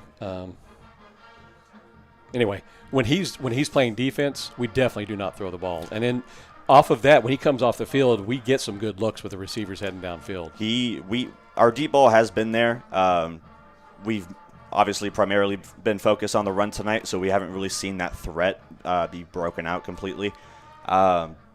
Going into that last drive, we had 199 total yards of offense, and Ace Trailer had 184 of those yards on the ground and receiving. So, that's just an insane stat. Coach Parr came in here with a game plan. He's executed it. He's gotten the boys ready, and it is dominant. Yeah. This is probably the most dominant I've seen us look all year. Well, yeah, you see Walter Young out there playing both sides of the ball now, playing the offensive line. When I saw how big the line he's playing tonight, you knew something was up with the run game. He sees something, and he's taking advantage of it. He has gotten these boys fully prepared. I mean, the execution's there. I did notice Ace Traylor was also playing both sides of the ball. He had the forced fumble down here when their quarterback tried to scramble outside of the pocket. So that's always fun to see. I mean, just natural athletes being able to influence the ball on both sides of the field. Yeah. But going into the second half, is there anything that you want to see from the team as a whole that just clean it up a little bit? I mean, it's been a good game, but what are you seeing that we could do better at? Just no penalties in the second half. I would love to see an entire half penalty free. I think we can do it. We just need to do it on the field, and that's definitely been a struggle all year for the Anna team, is kind of killing our own momentum with holding penalties. A weird block in the back call. I can't tell you how many touchdowns I've seen this year just be called back because of an inexcusable holding call. Really, Right. it wasn't necessary. It was nowhere near the play. It's more so just passion driven, and it happens. It's high school football. You have to kind of let it go and move on to the next play. But I am very happy with we're forcing them into long third downs. Yeah. They've had 1 third down of 3rd and 6 or shorter. Everything else has been longer than 6 yards. So if we can continue to do that, I think on both sides we've stayed ahead of schedule. On defense, we forced them into long situations, and on offense, we've gotten ourselves into 2nd and 3s and 3rd and shorts. And I think if we continue to do that, we'll continue to run this clock, and we'll get out of here with a victory. absolutely. We keep them behind the chains and try and make them throw the ball, force them into throwing it, because he hasn't been terribly accurate. The guy's a great athlete. He can throw the ball for sure, but if he's scrambling around, very difficult to do. Well, it's difficult for anybody to do. The one thing I would like to see us clean up a little bit are the open field tackles. There was a couple where, I mean, we've had them wrapped up 3 or 4 yards behind the line, and it turns into a 7-8 yard gain. Yeah. I think if we can minimize those, we get our defense off the field a lot quicker, and we get the unit that we want out there, which is our offense. It's been a problem all year, but I do think that this is a team that we should be able to do that and just out physical them. I mean, we're Right. bigger than them. It's pretty evident when you're watching the game. Hoping that is cleaned up, and obviously moving forward, obviously if we win here tonight and Melissa wins, that'll be a rematch, and that was something we struggled heavily against. So I think it's just more so a confidence builder going into the game against them potentially next week. Yeah, and I think that's probably going to happen. They looked like they were pretty comfortably ahead. We just got to take care of our business, and seeing Melissa again will be with a completely different defense, in my opinion. This defense is night and day from when we started. 100%. Even against you go back to like Lovejoy, where we let them kind of hang in the game for the first half. Ever since basically that second half against Walnut Grove, I feel like this team's been completely different on both sides of the ball. Absolutely. You have to call it how you see it. It was a pretty embarrassing second half against Walnut Grove. We were dominated on both sides of the ball, but ever since that game, ever since that heartbreaking loss, it's been a complete 180.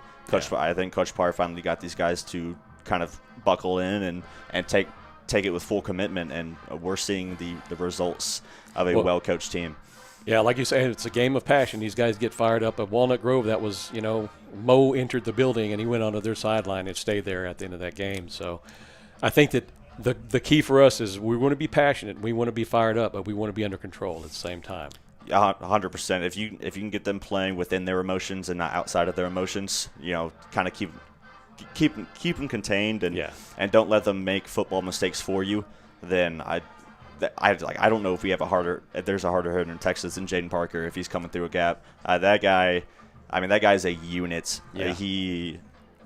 It's going to be very fun to see what he does at the next level, in my opinion. But I think if we can just really buckle in and make sure that we're not making these dumb mistakes that kind of kill our own drives. There's been so many times this year where we've just beaten ourselves. Right. Just stay in front of – well, and you saw with Jaden Parker down here and this kid running down the sideline to the north end zone. He sees Jaden right in front of him and just, no, I'll step out of bounds. Oh, yeah. I would too. I'm not getting in front of Jaden Parker. Yeah, I would not end gonna up in a have hospital bed. I mean, personally, which is interesting because really up until the last 2 or 3 weeks, we haven't really seen Jaden Parker on both sides of the ball. Right. And I don't know what Coach Parr saw, but he's been putting him and Cashew Williams in that backfield with Zai, and that creates a really awkward situation for the opposing team. I mean, absolutely. Who do you hit? You either have to try to tackle Zai with your arms, which almost never happens, or you have to try to tackle Jaden Parker, which is probably not going to happen. It's very hard to do, yes. So yeah, he gets ahead of steam. You can just about forget about it. He turns into a bowling ball very quickly. Yeah. But Coach Parr has made a lot of adjustments this year. Most of them have worked. There's been a few that, here and there, but I think he's really turned it around, especially after that Walnut Grove game. Going back to that, I think that was a season-defining moment for these group of guys. And I think if they're able to build on this and come out of here with a pretty dominant victory, basically repeat what we did in the first half, then I think no matter who we play, if it is Melissa, I think we'll be fine. Yeah, I believe that too. This is just the most insane district I've ever seen. I've never seen anything like this. Having 2 losses and being the 3rd seed in your district is very, very hard to do. Yeah.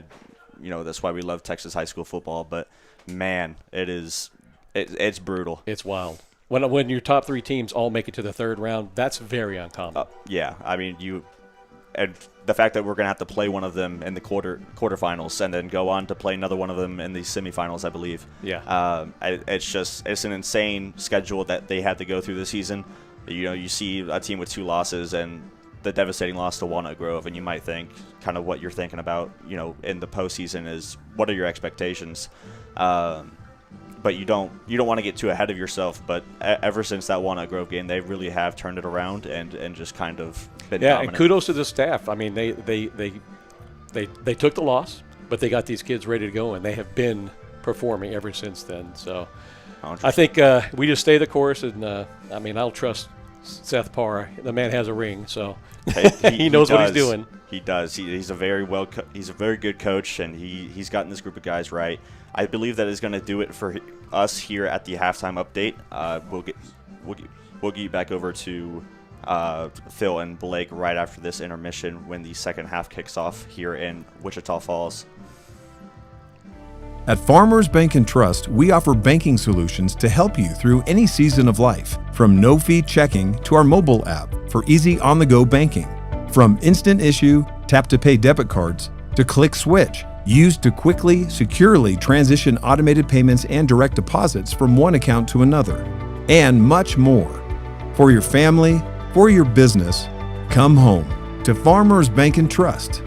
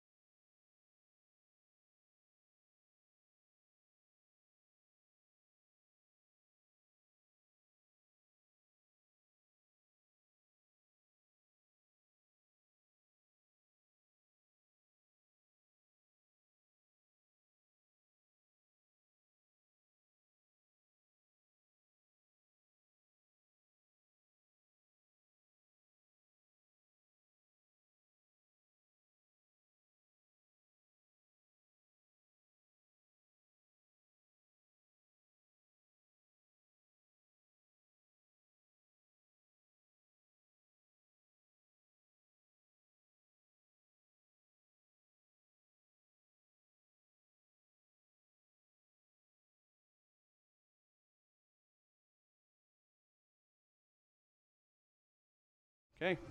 All right, and we are back after that halftime intermission. Thank you to Pete Kane and to Peyton Rogers for kind of running through some of those halftime highlights. And obviously, once again, we're from an Anna slant. So Palo Duro fans, thanks for sitting through a little bit of our homerism, or a lot of our homerism. But I know you've got some halftime scores from around the region that you want to share. You guys might want to or might care about some of these scores. Walnut Grove is up over Lubbock Cooper 55-13. Ooh. Yeah, it's they're handling business right now. That's a final. You've got let's see here. We got Argyle. Argyle's handling their business 42-7 over Cooper. That's in the second quarter, and then you've got a couple other teams that are out there right now that I know that people are watching. The Melissa Andrus game at 28-7, and that's just in the second quarter right now. So all those teams look like to be handling this round of competition, and we're in for a fight here. 24-14. Anna is sitting on top, but this Palo Duro team is absolutely here to play, and there is no mistaking that. Yeah, there's going to be no quit from them tonight, and you've seen that throughout the season, and you've kind of seen that with Coach Mims as he's been building this program up over his 5-year tenure. We have it written down here. Coach Mims has a 27-25 record at Palo Duro. And we kind of mentioned there's a lot of different familial ties as the Coyotes ran out of the tunnel, and Palo Duro's getting ready to run out of their tunnel as well. But Coach Mims has done a tremendous job of rebuilding this program. It kind of had some glory years with Steve Parr, our head coach's father, and Seth Parr was there for a period of time as well when Steve was there. And he actually gave Coach Mims his first coaching job in 2006. Steve Parr did. And so it's really cool to see kind of that Parr legendary coaching tree funnel out. And really and truly, Coach Mims has this team playing well and really rounding into form. And it certainly helps to have a guy like Deuce in the backfield, Darian Lewis, Kyron Brown as a weapon on the outside. There's just a lot of things for them to go around and work with. Look, this is going to be an interesting second half. I don't think Palo Duro had any trouble running the ball. No. They did exactly what they needed to do. They moved it at will. Anna's going to have to come up with an answer to that, or else we're going to see second half same as the first. It's going to be a dogfight down to the very bitter end. So I'm really curious to see how Deuce and I think Raymond Johnson. Those guys get at it in this second half because, look, it's fun to watch great players do what they do. Right. And those two guys are great players, and to have a chance to watch them at this level and watch them compete together is a lot of fun. So this second half is there are going to be some fireworks because Ziondre Williams, I think Ace Trailer, Keyshawn, who we haven't really heard a whole lot from in this game yet, Rowan, Nylander, these are names that we typically hear a lot about.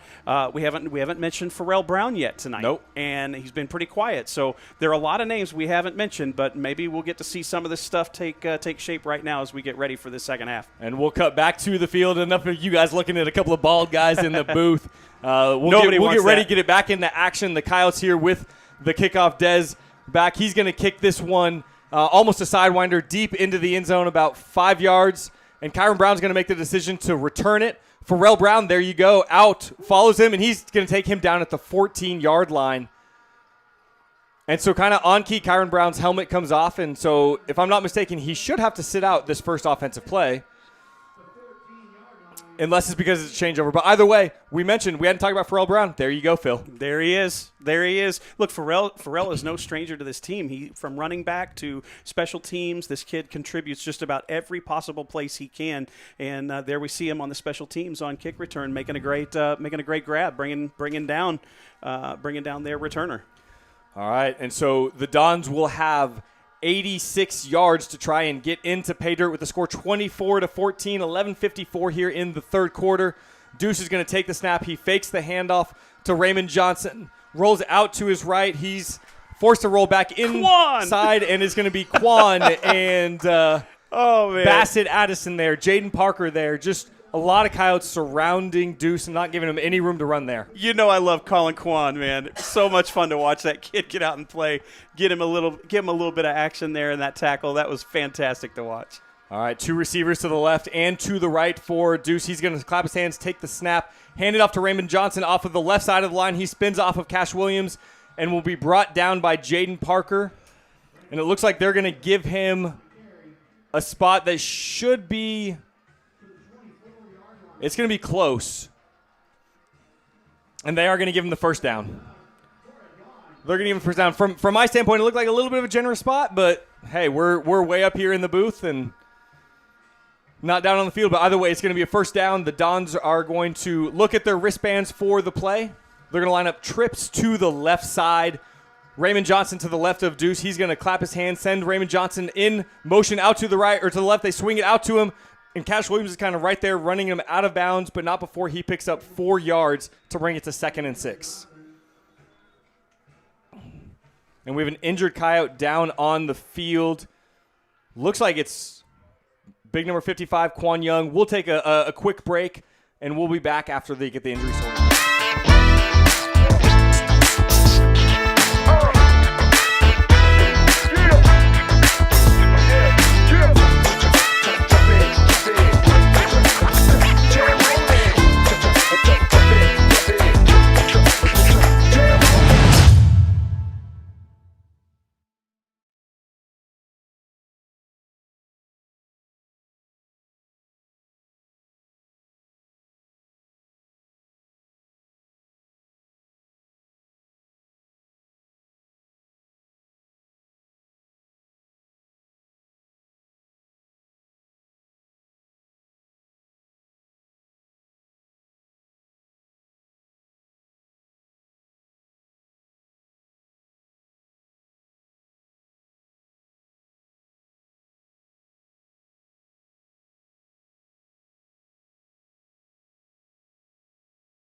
But they're going to run it up the middle if it's me. All right, and we're back, Phil, and you were kind of saying the plan might be to gash it up the middle with Quan Young walking out of the game. Quan Young takes a step off the field here for at least one play after the injury timeout. You hate to see the big guys go down. Usually when they're down, it just ends up being bad stuff. So he walked off under his own power, which is great to see. That's good to see. Don's quick to the right line, 3 to the right. He's going to hand it off to Raymond Johnson coming off of that right side, and he's going to spin and drag the Coyote pile over to the first down marker.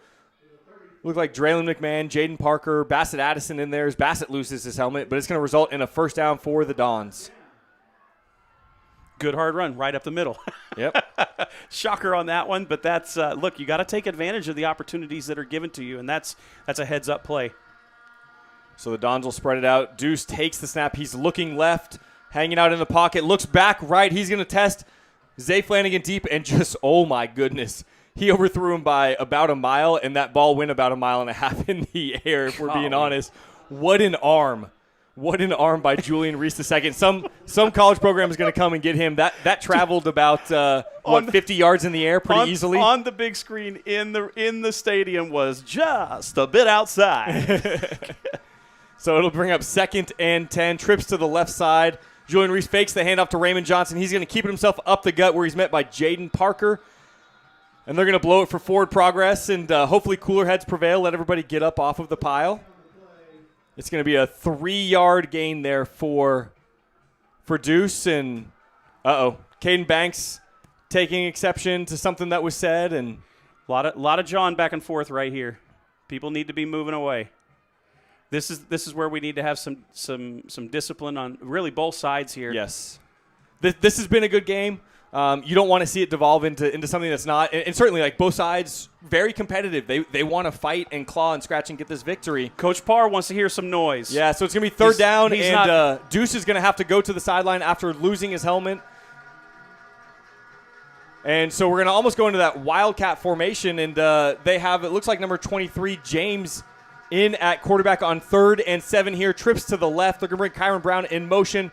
A quick throw out to him. 2 blockers out in front. 3 on that side. He jukes back to the inside.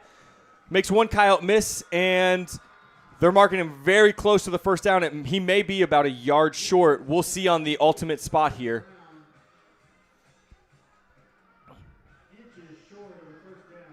And so it's literally going to be 4th and inches. And we'll see what Coach Eric Mims and the Dons decide to do here. I would not be surprised to see them go for it. They're sending Deuce back out. They're going for this. They've run just fine up to this point. They're going to roll the dice here, and they're gonna make a stand here. So the Coyotes will answer with a substitution of their own. Corday Young coming off the field, bringing Gavin Bond in. And this is where the absence right now of Quan Young in the middle is so important. 4th and inches, Deuce with receivers to his left and right. And we get a timeout just before the play clock hit zeros when we had a delay game. And we'll take a quick timeout as both teams will think about this upcoming 4th down. At Farmers Bank and Trust, we offer banking solutions to help you through any season of life. From no-fee checking to our mobile app for easy on-the-go banking.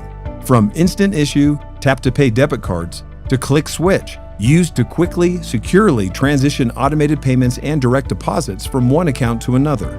And much more.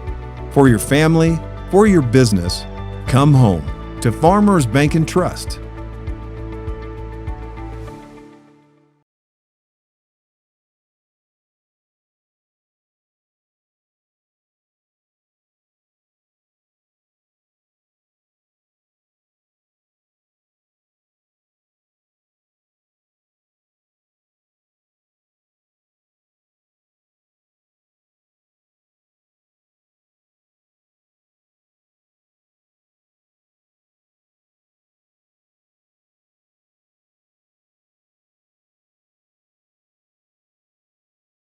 Here. All right, and we are back from that Scooter's Coffee timeout. And it's a 4th and not even a foot long Deuce from the Dons. Subway. Deuce the Dons offense they're rolling the dice. Heavy formation. They actually have Darian Lewis under center. They snap it. Quarterback sneak. It'll depend on the spot. The near side is giving it to him. The far side is not. We'll see ultimately what the spot is going to be. The far side, they say it's a Coyote stop on that one. A big hold. This big old Peyton Miller gets in there. Yeah. Our center, Jaden Parker in there. Gavin Bond. We do have a Coyote down injured. Looks like a cramp. Yeah, it looks like he's stretching out his calf. Caden Banks is gonna get back up after that. He'll get to the sideline. Yeah, it's a definitely cramped hamstring. Up. His right hamstring cramping up.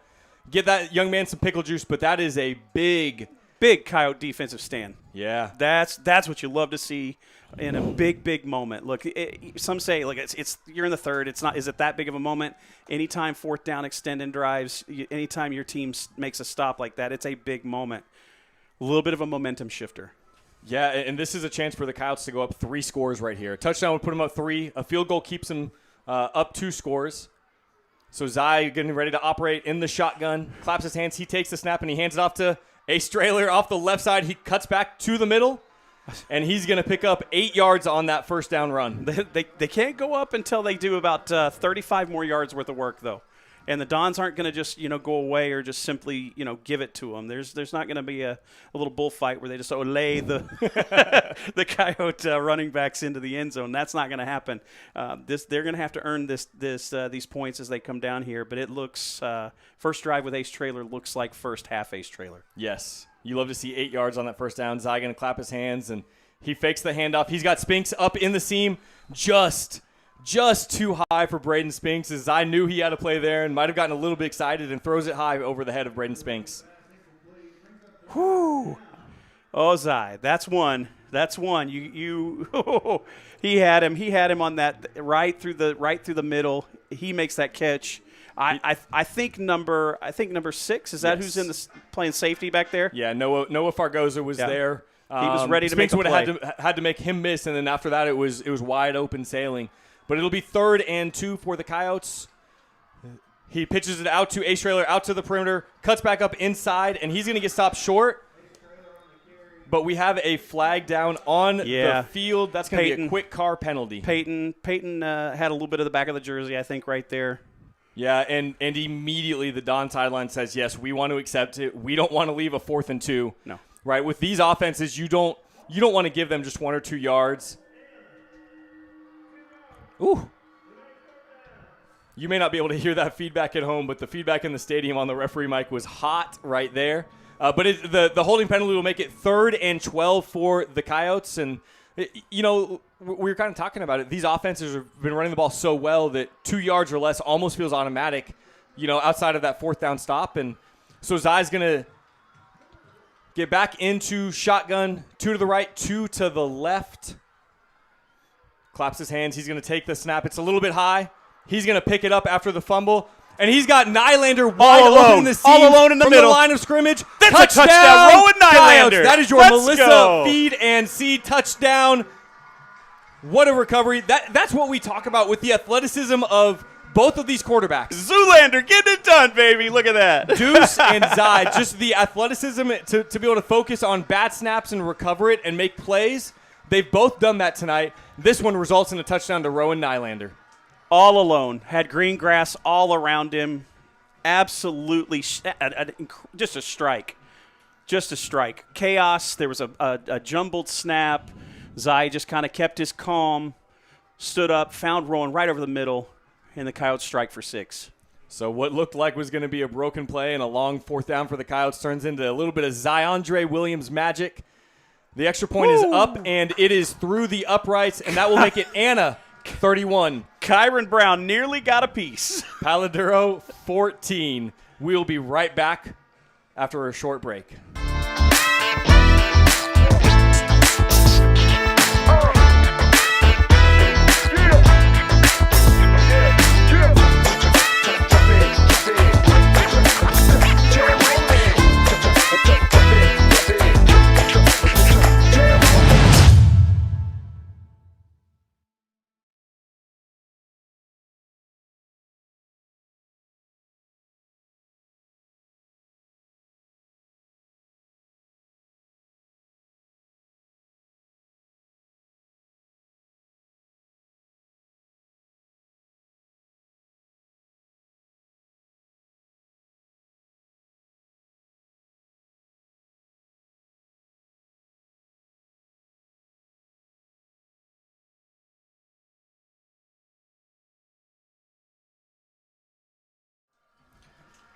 And we are back with our dental wellness of Anna kickoff following that Melissa Feed and Seed Coyote touchdown. I'm trying to keep up with all of you sponsors that that follow Anna football and support this program. So thank you for doing that. Dez back to kick. He's going to kick it high and actually a little bit short. It's going to hit the 10 and just roll out of bounds about the 9-yard line. So we'll get an illegal kickoff, and we'll see if looks like the Dons are just going to send their offense out and take the spot rather than making the Coyotes re-kick. We'll wait for the official word, but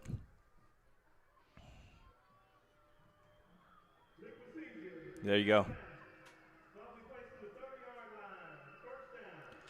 And so with a touchback being at the 25, Phil, an illegal procedure really is it's not markedly worse. It serves the same purpose and kind of creates some confusion. So honestly, a smart try right there by the Coyotes to sneak something in. Yeah, the swing is bigger than that, but the end result.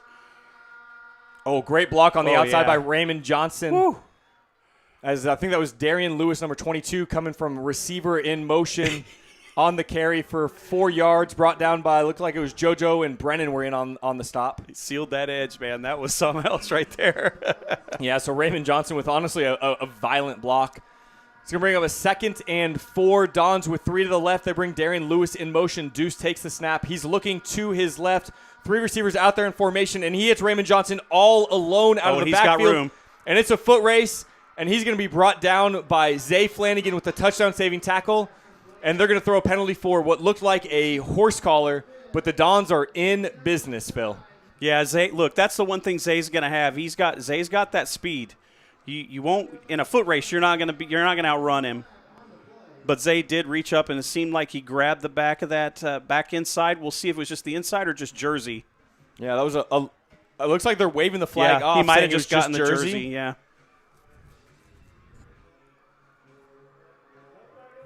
Okay, so they're going to wave it off. Honestly, I'd rather they throw the flag and have that conversation there than not throw the flag and not have a chance to talk about it. But either way, it is a big gain. Deuce to Raymond Johnson out of the backfield. Kind of one of their dynamic duo pairing. Yep. And they have the ball at the 11-yard line, 1st and 10. Deuce is going to take the snap, hand it off to Raymond Johnson up the middle. He cuts back to the right, where he's going to be met by half of the Coyote defense on that one for a gain of 2 yards. Looks like Draylon McMahon getting up off the bottom of that pile. Yeah, and then we've got another Coyote down, and he is not happy. So we'll take a short break while they tend to the injured Coyote. At Farmers Bank and Trust, we offer banking solutions to help you through any season of life. From no-fee checking to our mobile app for easy on-the-go banking. From instant issue, tap-to-pay debit cards to click switch, used to quickly, securely transition automated payments and direct deposits from one account to another, and much more. For your family, for your business, come home to Farmers Bank and Trust.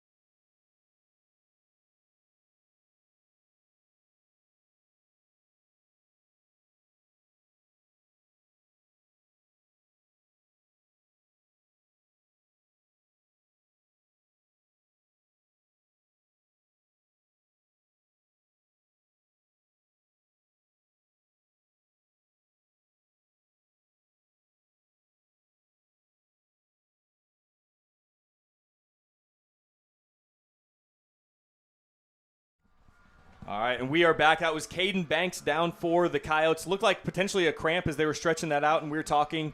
Anytime you see someone go down and they're looking at the legs and you see them start to stretch it, that's a good sign. Yes. They're not going to stretch a pulled muscle or torn ligament. He walked off on his own power again, which is great. These are the things you want to see from these guys. We don't want any kid on either side walking off this field hurt tonight. So Darian Lewis in motion. Deuce pitches it to him, and he's going to take it off of the left side for, let's see, they're going to spot it for a gain of 2 or 3 yards. And that was Austin Crowley out there in pursuit, there to make that tackle. Yeah, Austin Crowley and Jaden Parker from those middle linebacker positions have really been flying sideline to sideline tonight, Phil. This is going to be a big third down. I certainly think this is 2-down territory probably for the Dons. You got to think they're thinking touchdown on this drive. They don't want to walk away with a field goal. So twins to the right and the left, Deuce in the backfield. He brings a receiver in motion, Eric Mims Jr. He's going to roll out to the right looking there. He's pressured by Sasumi. And he's met by Sasumi and Ryan brought Sasumi. Down. Ryan Sasumi and Jaden Parker. And Jaden Parker is going to get a penalty for unsporting for taunting, standing over him and talking trash after the play. You've got to keep your head if you're Jaden Parker. You can't have that after a big sack. Look, I'm going to talk about number 15 first. Ryan Sasumi. We call him the Tsunami for a reason. He gets back there, is a major disruptor, but, man, you've got to keep your cool in big moments. And, unfortunately, Jaden just lost it there. Anna fans are not having it. No, they're not. They're not happy about it.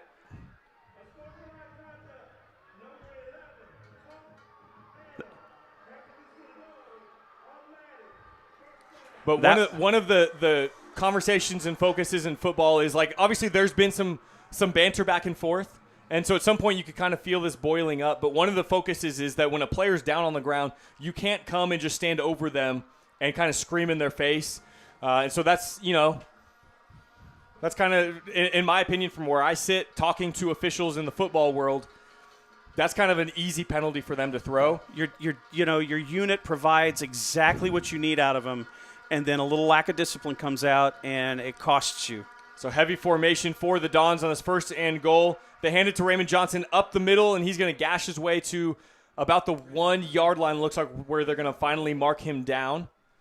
Another hard-fought run. That's a good run up the middle. Maybe the 2 yard line, but yes, it's just been middle, and they're going to hurry up back to the line, still in this heavy formation. You got to think it'll be Raymond Johnson again. They do hand it off to him right up the gut. He's met by Austin Crowley immediately. Line judge has him just short. And brought down at the 1 yard line. So 3rd and goal now from the 1. Raymond Johnson's helmet came off, so he's going to have to go to the sideline.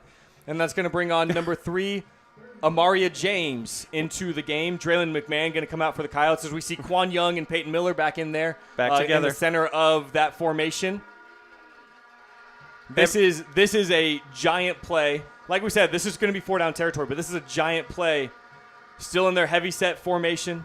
Deuce claps his hand, takes a snap, He's going to keep it rolling out to his right, and he's going to be still up. Found a way. Wow. What a will.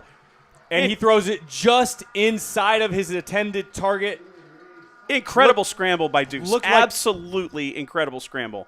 Yeah, there was about 3 different times, Phil, where I thought he was down. You probably thought he was down. I think Adam Stormer, our guy running behind the camera or the laptop, thought he was down. And he was just inside of his intended target on that play. But that was incredible to keep that play alive. And so here we go. Fourth the down. Here we biggest go. play of the game to this point. 4th and goal for the 1. Eric Mims is going to signal for a timeout. That's going to be a Scooter's Coffee timeout. And we'll go ahead and take it along with them.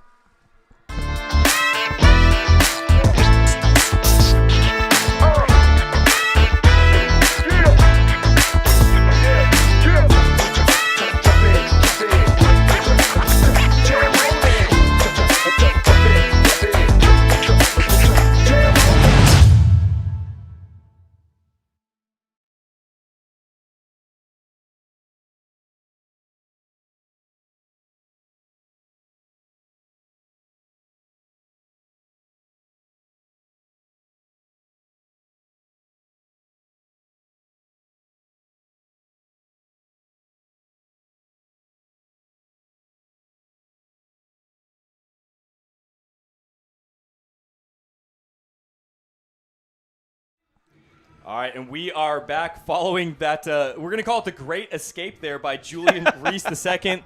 And there's no wonder why so far this year, Phil, he's picked up offers from UNLV and UTEP, and I'm sure there will be more to come for this young man. I mean, you keep showing that kind of elusiveness as a quarterback, that calm under pressure. Mm-hmm. You're going to distinguish yourself as, oh, this is interesting. Swinging gate formation. They're going to run the ball with Deuce off to the right side, and he's just going to have the speed to get the edge around Nice Jaden distraction. Parker. That was a really creative play coming out on 4th down, and good distraction. Defense was all standing up, pointing fingers. Everybody's kind of looking there, and they snap the ball, and he kind of skates into that corner just fine, no problem. And they're going to set up in their swinging gate extra point formation again. Izzy coming out to the far side, and once again they're going to motion an audible into their normal PAT as they get the gloves out of the way of the kicker.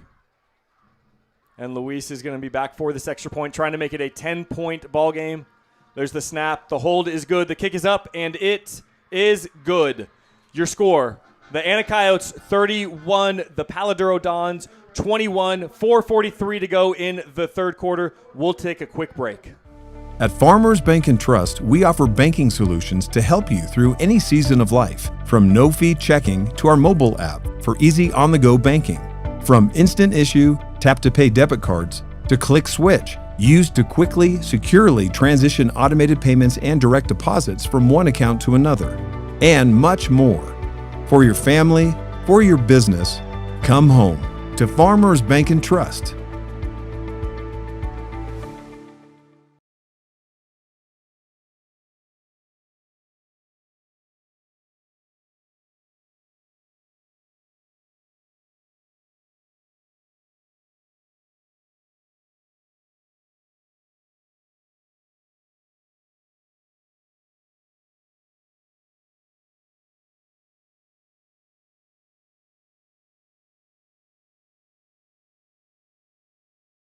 Here it goes. So we have a quick kick and whistles blowing as they went for a quick onside kick, and I'm not sure. Kicker's pleading his case here. I'm not really sure. They lined up and were decided, let's try and sneak one and get steal a possession. And no matter what, there's whistles, and so this play won't stand because they blew it as he was kicking or just before he kicked the ball. They're on their O2Os, official to official comm system. Looks like they're going to have to line it back up, and Anna's just going to bring everybody up closer, ready for the onside, not giving them that shot now. And if you're the Dons, you're almost you've got to be disappointed by whatever the communication was. Whether they went too early or not, I'm not sure, and that may have been what it was. But that was the opportunity for the Dons to sneak one, and now the Coyotes are just going to say, we have to be ready for the onside.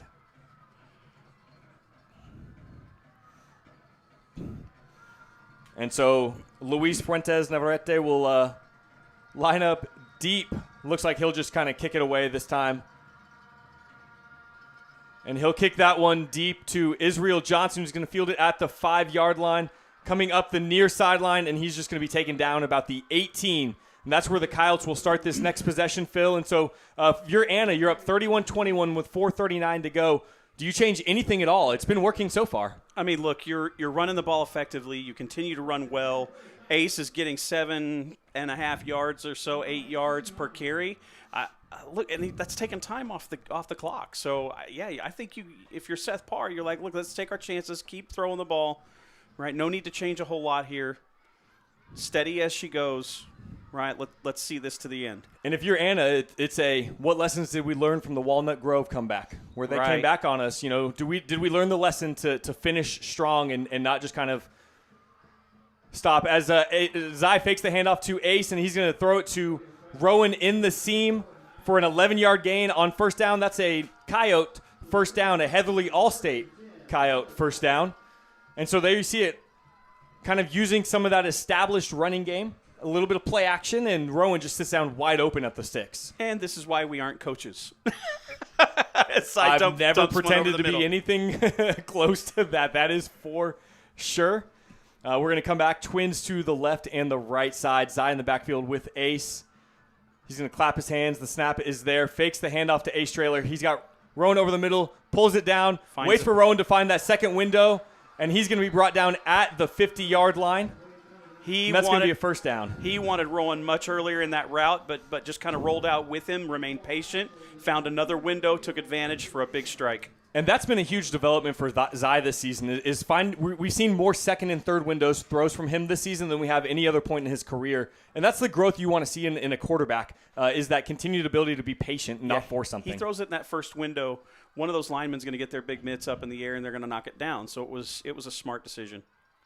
And Zai takes the snap and running a mesh point with Ace, and wasn't sure if he wanted to hand it off or kept it. So they ran together about 2 or 3 yards up the field before he finally gave it to Ace. And I'm not sure they weren't holding hands there for a while.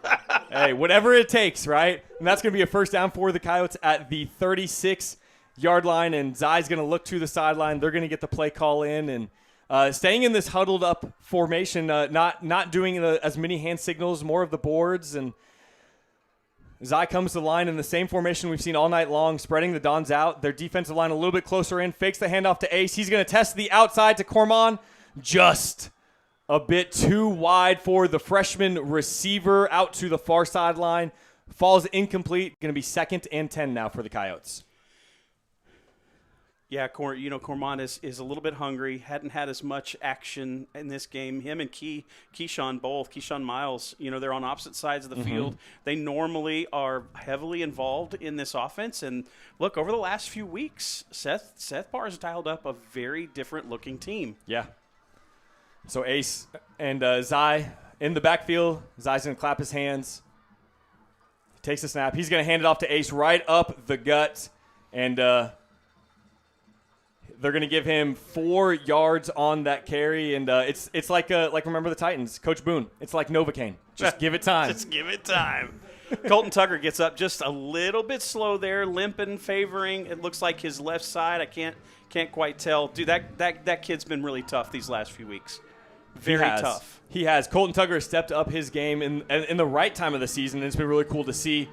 It's going to bring up a big third down and call it 5.5 for the Coyotes. Colton back under center there, looking just fine. Zai takes a snap. He drops back. He's looking. He's going to scramble. He's going to pitch it out to Ace in the flat. And Ace is going to cut back into the middle, back to the outside. He's got Rowan as a lead blocker. And he's going to be brought down at the 12-yard line. It looked like it was by number 24 that time. Kamaji Barnes on the tackle. 2 huge broken tackles on that scramble. Absolutely amazing. There's whoop. Here goes 1. And then 2. I think I felt my ankle snap up in the booth up here, Phil. But it's going to bring up a 1st and 10 for the Coyotes from the 12-yard line. And I personally love getting tackled just outside the 10. Getting those extra sets of downs where you can get another first down inside the 5-yard line is always nice. But yeah, obviously you want to be in the end zone. Zai's going to clap his hands, take the snap. Ace falls to the right side. Zai's going to scramble out to his right. Looking. He's just going to take off. Yep. And he's going to get out of bounds. Did he reach across the goal line in time? No, they're going to mark him out of bounds at the half-yard line. That's okay. Obviously, we want the reach out for the touchdown, but the Coyotes will get the ball at the half-yard line, and they're going to bring in their heavy set. Weston's going to come in the game. Weston Brown for the first time. Jaden Parker, Cash Williams is going to come in the game as Spinks and Keyshawn and Cormon and Rowan, our whole receiver core. I'm still going to argue for it right here. And here comes Caden Banks in the game as well. Quan Young, hand off to Quan Young right here. Let big fella get a shot at it. They've got Ace back in the backfield, and so I wouldn't be surprised if it's a handoff to Ace from the half-yard line. It is up the gut. He's met right away in the backfield. Oh, my goodness. Looked like that was number 55, Bentley Smith, on the tackle there, as he's going to make that a loss of, let's call it a yard and a half on that play. Bentley Smith, big boy, 250 pounds, 6'2", sophomore, young kid on top of everything else. Don's got to like to see that kind of play out of a kid that size. That's one of the things I've noticed about the Dons as we were preparing for this week and looking at their roster is they certainly have some senior players that lead this team, but they also have a lot of sophomores and juniors playing for them. And if you're the Dons, you got to be excited about that. As we stay in our heavy formation, Zai claps his hands, takes the snap. He's going to fake the handoff to Ace, and he's going to have the perimeter walking in. No one was going to catch him. Number 34, Zachary Linton was the closest man. But that is a Melissa feed and seed Coyote touchdown for Zai Williams off the left side. So that's going to make it Anna 37, Palo Duro 21 as we set up for the extra point. I think we got number 57 from the Coyotes. Is that Hayden Fleming? Yeah, Hayden Fleming kind of limping off, and so they're going to bring on Kian onto the field. Number 60, Kian Yanez. Love Kian. He's an awesome dude. I mean, we love all these Coyote guys, but once again, it looks like it's another cramp. Pickle juice shots for everybody on the sideline for the Coyotes, man. Like, get those electrolytes pumping. But the Coyotes are going to have a chance to kick an extra point to go up 17 with 54 seconds to go in the third. We have the snap. The hold is good. The kick is up. Well. And it is right through the uprights. Your score, the Anna Coyotes 38, the Palo Duro Dons 21, 54 seconds to go in the third, and we'll take a quick break.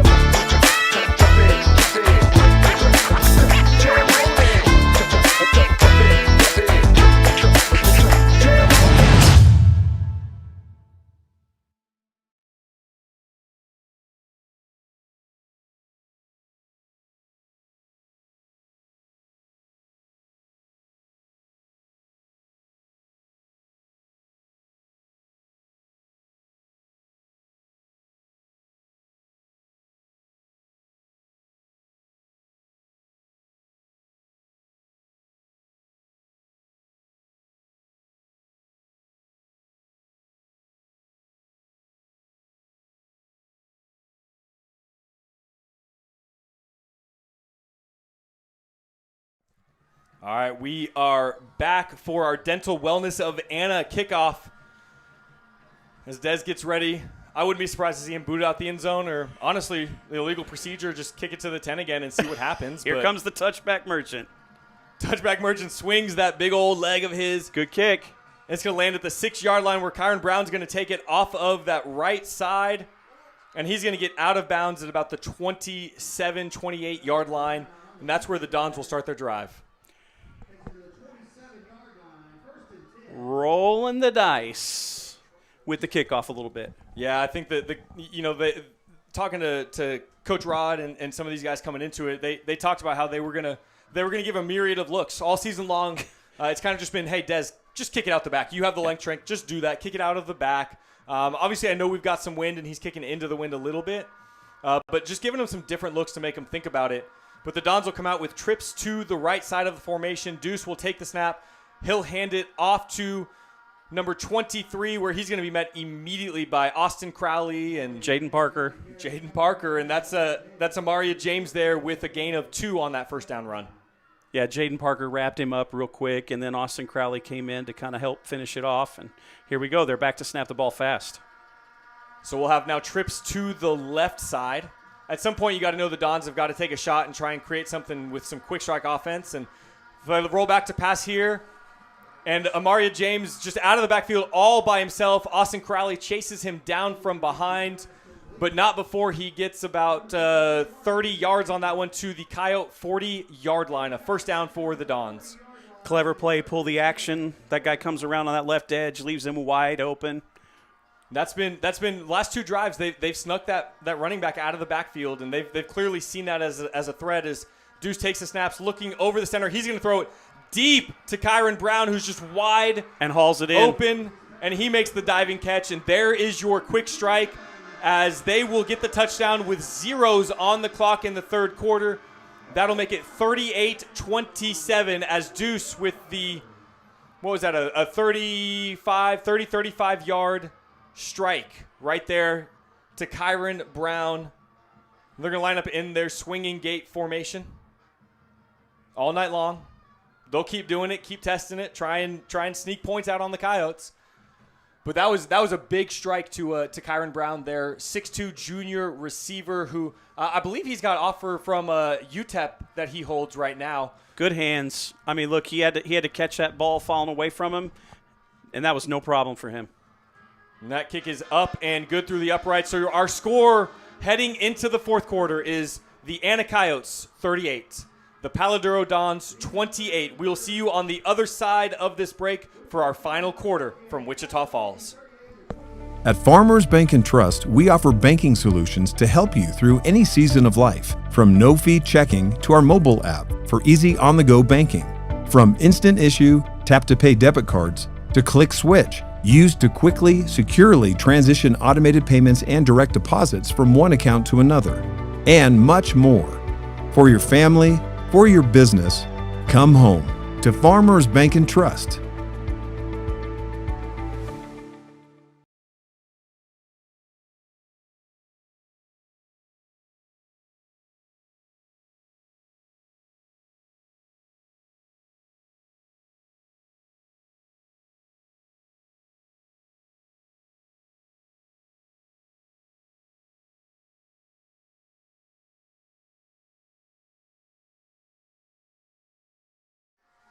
All right, and we are back here for the start of the fourth quarter. The Dons will kick off, and you got to think, Phil, like we saw it with them last time.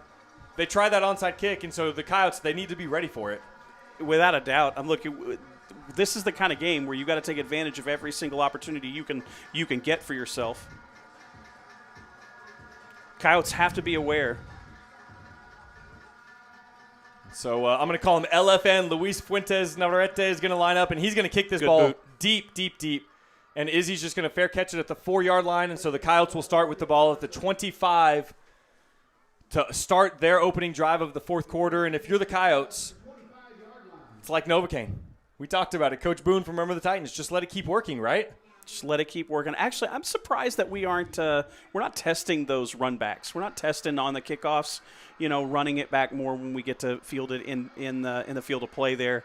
I kind of half thought that might be a little part of the game plan, but they're okay, not taking the abuse, calling that fair catch, and moving that ball out to the 25. Yeah, with how the Coyote offense has been moving tonight and being able to chew clock and yardage up, you almost think, hey, let's just get the ball back into the hands of the offense. And so the Coyotes will start in that familiar formation. Zai in the backfield. He's going to take the snap, and he's going to hand it off to Ace Trailer right up the gut.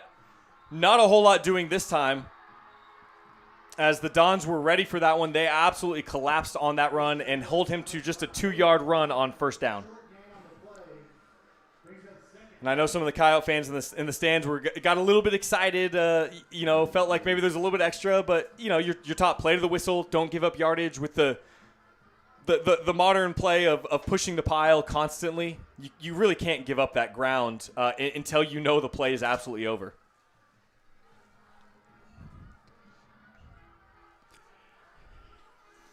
So the Coyotes will come, trips to the right side. Keyshawn Miles to his lone on the left. They're going to hand it off to Ace off that left side. He's going to cut back to the middle. And he'll be brought down after just a gain of 2. And so that's going to bring up a 3rd and 6 now for the Anna Coyotes. Man, Peyton Miller out there doing a lot of work. Every time I look up, I see him going down wherever the play's headed. You can rest assured that Peyton Miller is out there trying to help make that play happen. And so this play right here for the Dons is crucial. If you're Palo Duro, you need this stop right here. Get your offense back on the field and try and get it back to a one-score game. So trips once again to the right. Keyshawn Miles alone on the left side of the formation. Zai's going to take the Here snap. comes the pressure. He's going to look. He's going to run off of that right side. He's not going to get the edge, and they're going to drive him out of bounds for – and there's a penalty flag. He pushed him down after they were out of bounds. Yeah. So Zai is celebrating on the sidelines after what we assume is going to be an on-sporting penalty on them. And so just like we talked about with Jaden, it's one of those you had gotten the stop you needed. Don't do the extra. And if this is indeed what we think it's going to be against the Dons, that is a big swing for Anna, as that will give them an automatic first down. Yeah, just the same way Anna felt earlier. It's a gut punch, man. You're out of bounds and you push the player to the ground. It's clear. It's not fun. It's just clear, and it is what it is. As clear as what Jaden did was to the Dons, this was very clear for the Coyotes. And so Keenan Posey is the one that's going to get that penalty and give the Anna Coyotes a first down after the Dons had a stop ready and there for them. And so it'll be 1st and 10 from the Coyotes from their own 44-yard line with 10:25 to go in the game. They're waiting the readiness signal from the white hat. There we go. There's the whistle to resume play. The clock's going to run. Zai's going to take the snap, fake the handoff, and he's going to throw deep to Cormand through the seam. Got the inside. And we have a penalty flag for pass interference on number 13, Vern Blair, on that one. As Cormand Houston was there, and Blair had to go through his back. And so that's going to be another penalty that will give the Coyotes a first down. I know Cormand thought he would have rather come down with it than the penalty. And so they're talking on their O2Os, making sure everything's clear. The field judge communicating back to the R, to the white hat, who the penalty's on.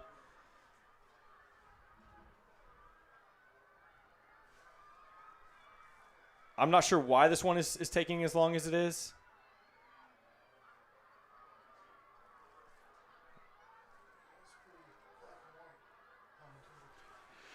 They're going to come talk. I'm not sure if they're coming together and maybe saying that there's no penalty on the play. I'm not sure. We're waiting, and we get the Jeopardy theme music in the stadium. I wish we just weren't able to set up a field mic for ourselves tonight. This was kind of a new experience for us on the Coyote Football Network, getting this game on our own channel. And yeah, for sure. So we're kind of waiting, and field judge has kind of been motioning to, like, it looks like he's saying held him from the back. He showed to the white hat. He grabbed him from the middle of the back and kind of pulled on his shirt. I don't know if that's what he saw and that's what he called. So maybe the question is, was it holding or pass interference? Okay, holding. And so I think the difference in holding and pass interference is I think 5 yards. Pass interference is 15, I believe, in high school. Holding is 10. And so they have that conversation. And so that will give the Coyotes a first down on the Dons' 48-yard line as we ultimately got there. Back-to-back mistakes there, extending the Coyotes' drive. And at this point, that's hard. Like, I think if you're a fan watching, I know it's driving you crazy. We've been on the other end of that before. Yes. We have seen that as Coyote fans, and I know it drives you absolutely insane. But here we go. Zai gets another shot. So the Coyotes, aided by a couple of penalties, have the ball on the Don side, and number 52, Shalom Gonzalez, meets Ace in the middle of the formation and just takes him down. He wanted to exact his pound of flesh right there. Yes. He did not like the last series, so number 52 breaks through the line, grabs a hold of Ace Trailer, and brings him down in a hurry. And so we've seen a lot of this tonight, Phil, is both teams playing players on both sides of the ball, and this is playoff football.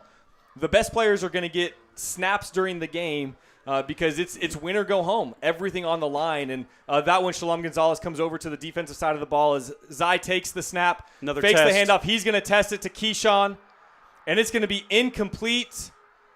Oh, the Palo Duro Dons sideline wants an offensive pass interference. They want the PI there, but it looked like he got tangled up in his own feet there and went down. He's not going to get it as we watch the replay. And either way, no flag on the play. It's going to be 3rd and 10 now, though. And once again, Palo Duro has a chance to get a stop here and get their offense back on the field.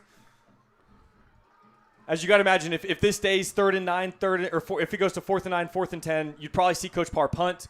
But if they're able to get it to a 4th and 2, let's say, then you kind of roll the dice on what could happen here. So the Coyotes are going to come out in a bunch formation to the right and left, 2 receivers, bunch close to the line of scrimmage, and there's going to be a false start on the right tackle, Hayden Fleming. Hayden Fleming jumps early.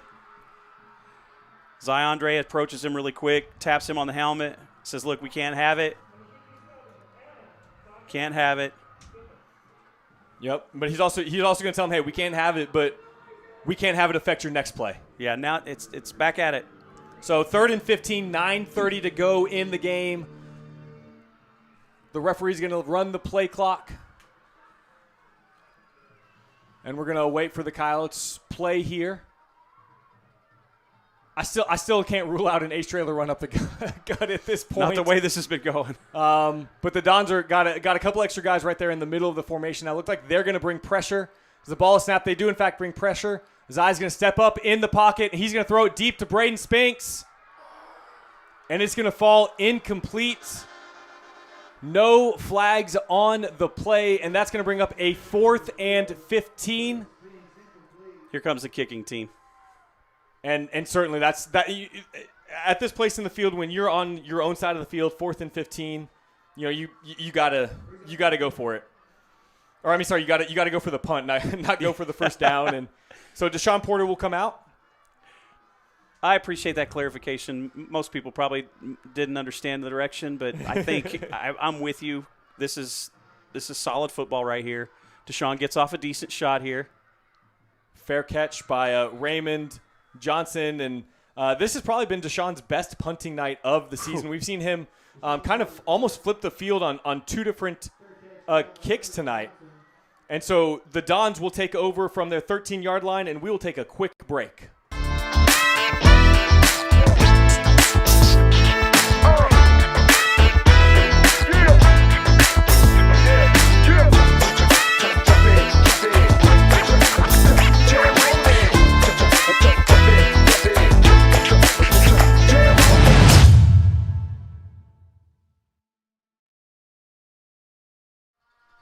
And we are back. The Dons taking over.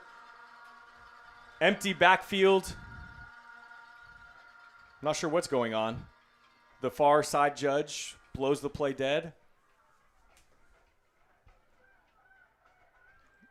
They were going to bring Eric Mims Jr. in motion there, but 9:15 to go. Oh, they had the ball in the wrong hash mark. He fair caught it along the near side hash mark, and they put it on the far one from us. So they've got to correct that. And so the Dons will line back up. Still trips to the right side. 2 receivers to the left. We'll see if they bring Eric Mims Jr. in motion again. They will. They do. They'll motion him to the right side of the line. It'll be a quick pass out to, looks like, Darian Lewis out there, met by Jaden Parker, and he's just going to keep driving his legs. They're going to mark him about a yard or 2 short of the first down, but that's kind of been the offense for the Dons. Some of these quick outs outside of that quick strike on the last drive. And so they will line up again, 2 to the left, 2 to the right of Deuce. He'll take the snap, throw it out to Kyron Brown in the flat, and it's going to be Izzy Johnson breaking tackles out there. He's ultimately brought down by Austin Crowley at the 34-yard line, and that'll be a first down. This fast pace is putting the Coyotes on their heels just a little bit here. Yeah, and so they will hurry back to the line. Trips to the right side. Deuce claps his hands, looking left, looking to test Izzy again with Kyron Brown, and he just overthrows him by a yard or 2, and it's going to fall harmlessly to the ground. Incomplete. 2nd and 10 now. A little hand fighting down the field, but by both sides, it looked like a really well played down right there. You'll hear that at every level. If it's just a little bit of hand fighting by both sides, they're going to let that go. And so that was about a yard and a half too deep for Kyron Brown, bringing up 2nd and 10. Deuce claps his hands. He's going to drop back. 4-man rush. He's going to find Lewis over the middle. He's going to cut it back to the left side. He gets across midfield and is pushed out of bounds by Brennan Williams at the Coyote 44-yard line. And so Darian Lewis gets about 17 on 2nd and 10 for the first down. Coyote fans might be having shades of Walnut Grove right now, dancing around in their heads. I'm knocking on the wood that is Right. this desk in my head and everything else I can knock on. 8:19 to go. The Dons are driving in Coyote territory. 1st and 10. Julian Reese II takes the snap, drops back, rolls Has to time. his left as he is Ball's hit batted. as he throws. It Cash! falls down into Cash Williams' hands. He's going to return that one and go down at the 49-yard line. That is a giant interception by the Quadzilla. Coyotes. Quadzilla, number 25, Cash Williams. That was all the hurry. That was all the pursuit. All of that took place. I think that ball was tipped coming out of Deuce's hands. I think he was hit as he threw right there. I couldn't tell if it was Caden Banks or Draylon McMahon on the rush on that one, the quarterback hurry. But either way, Cash comes up with a monster interception. They'll spot the ball at the 50-yard line, and now if you're the Coyotes with 8:07 to go, you don't want to call it too early, but you have a chance with a touchdown drive here to almost ice this game a little bit, to kind of move it towards the fridge and move it closer to that freezer point, right? I mean this with all the love in the world. Shut your mouth. Shut your mouth. All right. We're not icing anything. Look, we've talked, for those of you that are tuning in, we've talked about the Walnut Grove game. We had a heartbreaker of a game where we had 21-point lead, and Walnut Grove, being Walnut Grove, came back. They never quit. And it's something that we talked about as a team. What do you learn from that? Right? What do you do with something like that? Do you just pout? Do you give up? Do you learn? You've got to grow. Right. And the way that you show you've grown is you come back and you don't let it happen again. And so, if I'm here, I'm thinking I want to finish strong, right? Not to rub anything in a competitor's face, but just if I'm on the other side, don't take me for granted. Don't try to take time off the clock here. So the Coyotes will have a 2nd and 7. They'll hand it off to Ace, and he'll be met in the backfield for a 1-yard loss. And that's going to bring up a 3rd and 8 and a really, really big 3rd down in this game. So Coach Parr is going to call Zai over to the sideline, and really what I meant, Phil, is if they take 3 or 4 minutes and score a touchdown and get it to 17 with 4 minutes to go, you start to see the game kind of slip away. But like you said, you can't stop it. It's 3rd and 8. This Palo Duro defense has really turned to another level. The second half, they've been absolutely outstanding. And so they've found a lot of pressure through the middle of the field, and so it's going to come down to can Zai find some of his receivers as he's going to drop that back to pass. They bring everybody. They bring the house. They run a screen, and it was just to the outside, and Braden Spinks did a nice job of bringing it in. Cormon Houston, but it's going to be no gain, and that's going to be 4th and 8, and Coach Parr has a decision right here. And he is thinking. I could see him taking this all the way down and making that decision after a timeout. We'll see what he does here. Yeah, the Coyotes have all 3 of their timeouts. Palo Duro's sitting with 1 left. And that's exactly what they're going to do. They're going to bring this down to 1 second and probably call a timeout as we've got 13 on the play clock. Zai's bringing a play in, but Coach Parr standing close to the line judge, so I would assume that we're not going to see a snap. And there's the timeout. And so we'll get a timeout from Scooter's Coffee with 5:56 to go in the game, and we will take a break along with them. At Farmers Bank and Trust, we offer banking solutions to help you through any season of life, from no-fee checking to our mobile app for easy on-the-go banking. From instant issue, tap-to-pay debit cards, to Click Switch, used to quickly, securely transition automated payments and direct deposits from one account to another, and much more. For your family, for your business, come home to Farmers Bank and Trust.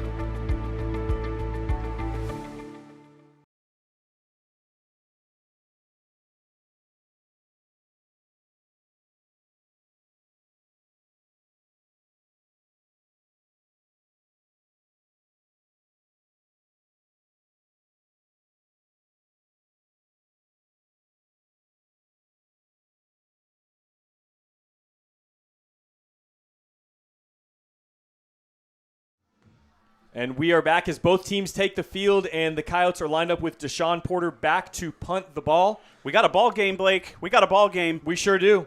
4th and 8, 5:56 to go in the game. The Coyotes are going to punt back to the Palo Duro Dons, and Corday Young not on the field. He's got plenty of time to get out there. Yep. So he's going to get in position. We've got all 11 on the field. I know you're counting, Phil. Yes. And I'm over Deshaun here. will take the snap. Took me a while to count them. I had to take my shoes off. He'll kick it high. It'll be fair count. Bumped at the 15. And it looks like Darian Lewis fell back on it. And yes, they're going to give it to Darian Lewis, but that was still a exciting moment as he went to fair catch it. And so they will take over back at the 13-yard line after that muffed punt by Darian Lewis. And 5:47 to go, and we're back basically where we were about 5 minutes ago on the game clock. How? There was a lot of football, felt like, in between there. I felt like these scores, something should have changed at that time. And here we are, like here, 5:47 to play.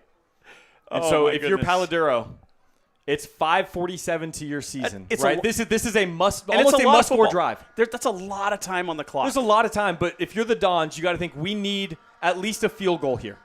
We've got to get points on this drive. We can't afford another empty drive and even let the Coyotes spend another 2 minutes of the clock. And I really don't think they can run too often here. They've got So this Deuce is what they throws it gotta out do. quickly to Kyron Brown to the outside, and Good move. he cuts back into the middle. He's going to be brought down by Zai and a whole host. Keyshawn Miles over there. Bryson Bardriff over there. Cash over there. Izzy over there. A whole Lot host of of guys. Coyotes. Yep. That's going to result in a first down, but they keep him in bounds, so once the chains get set, that clock will start running again. Kyron trots off the field. His helmet came off. Look, if I don't get it. I know that's very physical down there, but I find myself many weeks saying, chin straps, let's tighten those suckers up. all four points clipped and tighten them up. I wouldn't and so want we're going to Kyron. have 2 to the left, 2 to the right. Deuce is going to take the snap. He's looking to the right. The Coyotes bring pressure. I would not And he's want going to Kyron throw it off the up field. deep. And it is going to be, Keyshawn and Braden Spinks both had it, and they took it away from each other. Yeah. And so a fortunate break for the Palo Duro Dons as Reese was just trying to throw it deep. I think that may have been for Darian Lewis, but I was more focused on our 2 Coyotes, Keyshawn and Braden Spinks, battling for that ball. That's the moment you need right there. I know they're both young men just trying to make plays. That's what you got to do. You're going to get in each other's way occasionally. It's going to happen. But that interception right there would have been a big blow. Yep. So Deuce will take this out. He Fumble fumbles the it. snap. We've got a flag on the play. False start.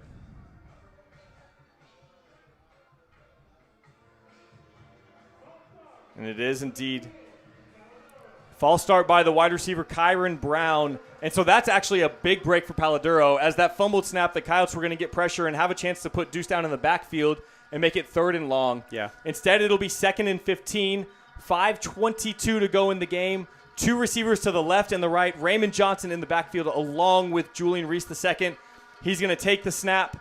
Clean snap this time. He's going to throw over the middle to Eric Mims Jr., who breaks the tackle from Zai, gets across the 40 to right at the 40. He gets pushed out of bounds by Braden Spinks, and that's another first down for Palo Duro. And only 30 seconds have fallen off the clock since we started this drive. And so this has been a swing of emotions. What should have been an interception, a fumbled snap, but here we are. Palo Duro has gained 27 yards so far on this drive, and Reese will clap his hands, take the snap, pressure into the backfield. Caden Banks, he's going to throw it out to the near side to Kyron Brown, and it's just going to fall harmlessly out of bounds. Shamar Boykins and Caden Banks on the pressure there. Yeah, and even JoJo was making a pursuit. 3 Coyotes putting pressure, right? Just really affecting the end results of this play. So 2nd and 10 now for Palo Duro. The Dons knowing, hey, we need a score on this drive. It doesn't have to necessarily be a touchdown. You'd obviously want it to be that. Reese is going to come up and talk to his offensive line, adjust the coverage a little bit. So the Coyotes have nobody in the middle of the field. They're going to rush a man off the edge. It's going to be Ace Traylor coming, and he's going to get That's a sack for Ace Traylor. He's going to get to the quarterback and bring him down for Let's a go. 6-yard loss. And that's going to bring up a 3rd and 16. Shades of Edward Chumley coming off the edge, Phil. I expected to see a Chumley celebration in that moment. What are we doing, Ace? Come on, baby. The Surgeon General needs to drop the Chumley. And so 3rd and 16, your biggest 3rd down of the game. Reese with 2 to the left, 2 to the right. He's going to clap his hands, take the snap, and Bryson Bardorf is through the line. Ace coming to him. He throws it up for grabs. What and a catch! How What Raymond Johnson comes catch. down with it in double coverage. What concentration from that young man. Season perceivably on the line right there, and he comes down with the football. Don fans, you got to be loving you some Raymond Johnson right about now. What a way to haul in that We catch. knew he was a good special player coming into this game, and he just showed there why. Deuce going to take the snap again. Pressure once again up the middle. He's got a receiver wide open over the middle of the field, and he's going to complete it to the 28-yard line. That was to number 2, Daniel Moses, their senior receiver. And that'll be another first down as 4:19 to go in the game now, and the Dons are moving. They take the snap. Pressure again from the Coyotes. JoJo flushes him out of the pocket. Ace coming back. He flips it to Raymond Johnson. Ace working back around, and he's going to bring him down, and you've got Coyotes down on the field cramping. This has been frenetic these last – we haven't even had 2 full minutes come off the clock on this drive, Phil. It has just been action-packed. We've got injuries, cramps on the field. We will take a break along with them.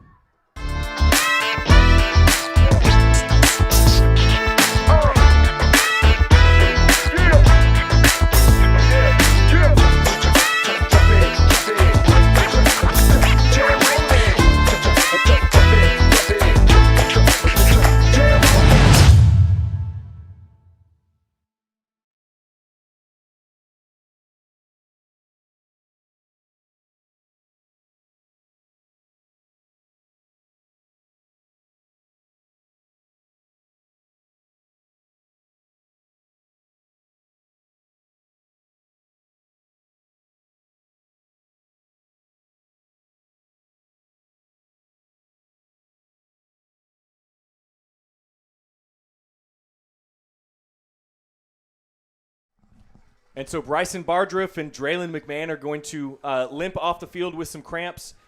Fortunate that they were coming off on their own power, but Phil, this has been frantic the last minute and 50 seconds of this game so far. This is the kind of stuff right here. Like, this is what you tune in for. Yes. This is good football. You know, I think Coyote fans that are tuning in from a distance are I might be saying bad things about me right now, but look, this is just good football. This happens, right? Mm-hmm. This is the way games get played. It's hard fought, man. And these guys are fighting. And so the clock will be wound by the white hat. Reese sends Raymond Johnson in motion. He looks to his left. He's got number 3 wide open over the middle of the field. What a tremendous job by Eric Mims Jr. to hold on to that ball as he got lit up by Keyshawn Miles. And it's 1st and goal from the 3-yard line for the Dons. I expect to see Raymond Johnson get the ball somewhere soon. They take the snap. Not Reese off of the right side. He's met at the goal line, and he is stuffed just short. Every stop by the Coyotes here keeps the clock moving a little bit more. Yep, happily proven wrong. And Reese's helmet comes off for at least the 3rd time tonight. And so the Coyotes will answer with a substitution, bringing on Quan and Peyton Miller to kind of plug the middle of that field. So they'll get to match substitution for substitution. They'll get Ace and Gavin Bond off the field. We'll have Raymond Johnson and Darian Lewis in the backfield for the Dons. Darian Lewis takes the snap. He hands it off to Raymond Johnson up the middle for a touchdown. That will make it 38 to 34. Anna with 3:27 to go in the game, just up the gut for Raymond Johnson. And so Palo Duro will line up in that swinging gate formation. And they'll motion back to a normal field goal setup as they have a chance to make this a 3-point ball game with 3:27 to go here in the 4th quarter. Here's the snap and the hold. The extra point is up, and it is good. Our score, The Anna Coyotes 38. The Palo Duro Dons 35. 3:27 to go in the fourth quarter. As a Palo Duro player is down and injured, we will take a break and we'll be back for our kickoff. At Farmers Bank and Trust, we offer banking solutions to help you through any season of life, from no-fee checking to our mobile app for easy on-the-go banking. From instant issue, tap-to-pay debit cards, to click switch, used to quickly, securely transition automated payments and direct deposits from one account to another, and much more.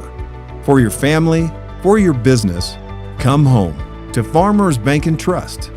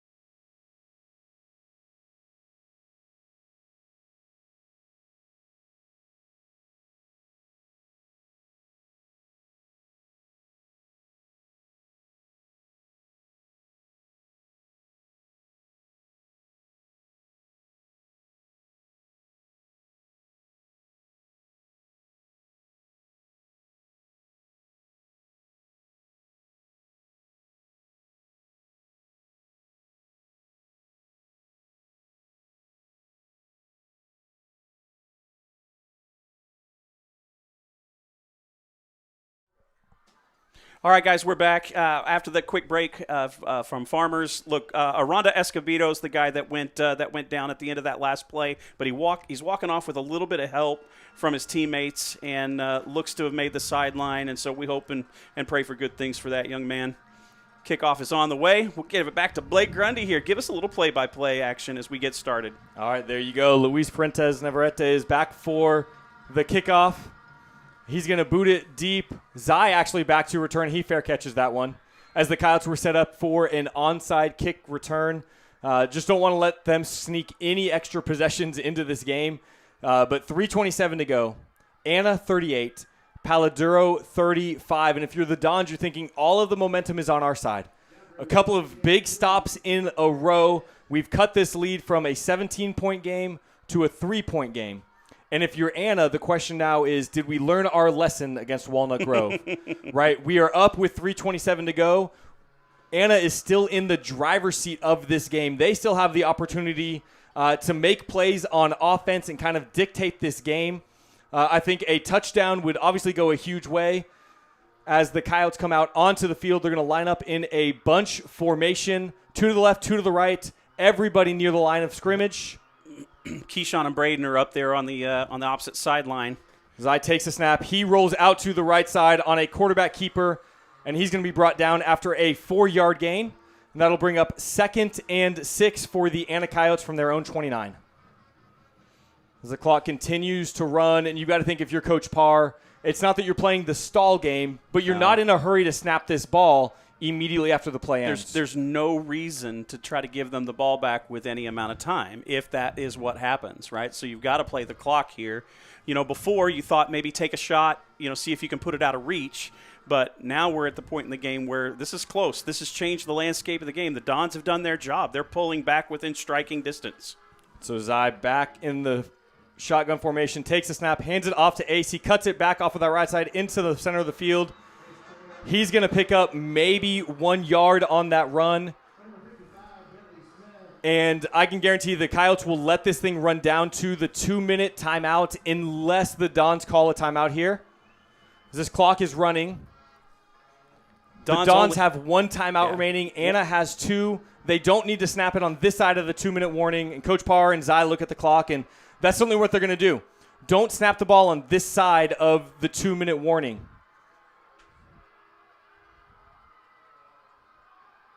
3, 2, 1, and there is your 2-minute warning, your Advocate Primary Care 2-minute warning, and we will take the timeout along with them.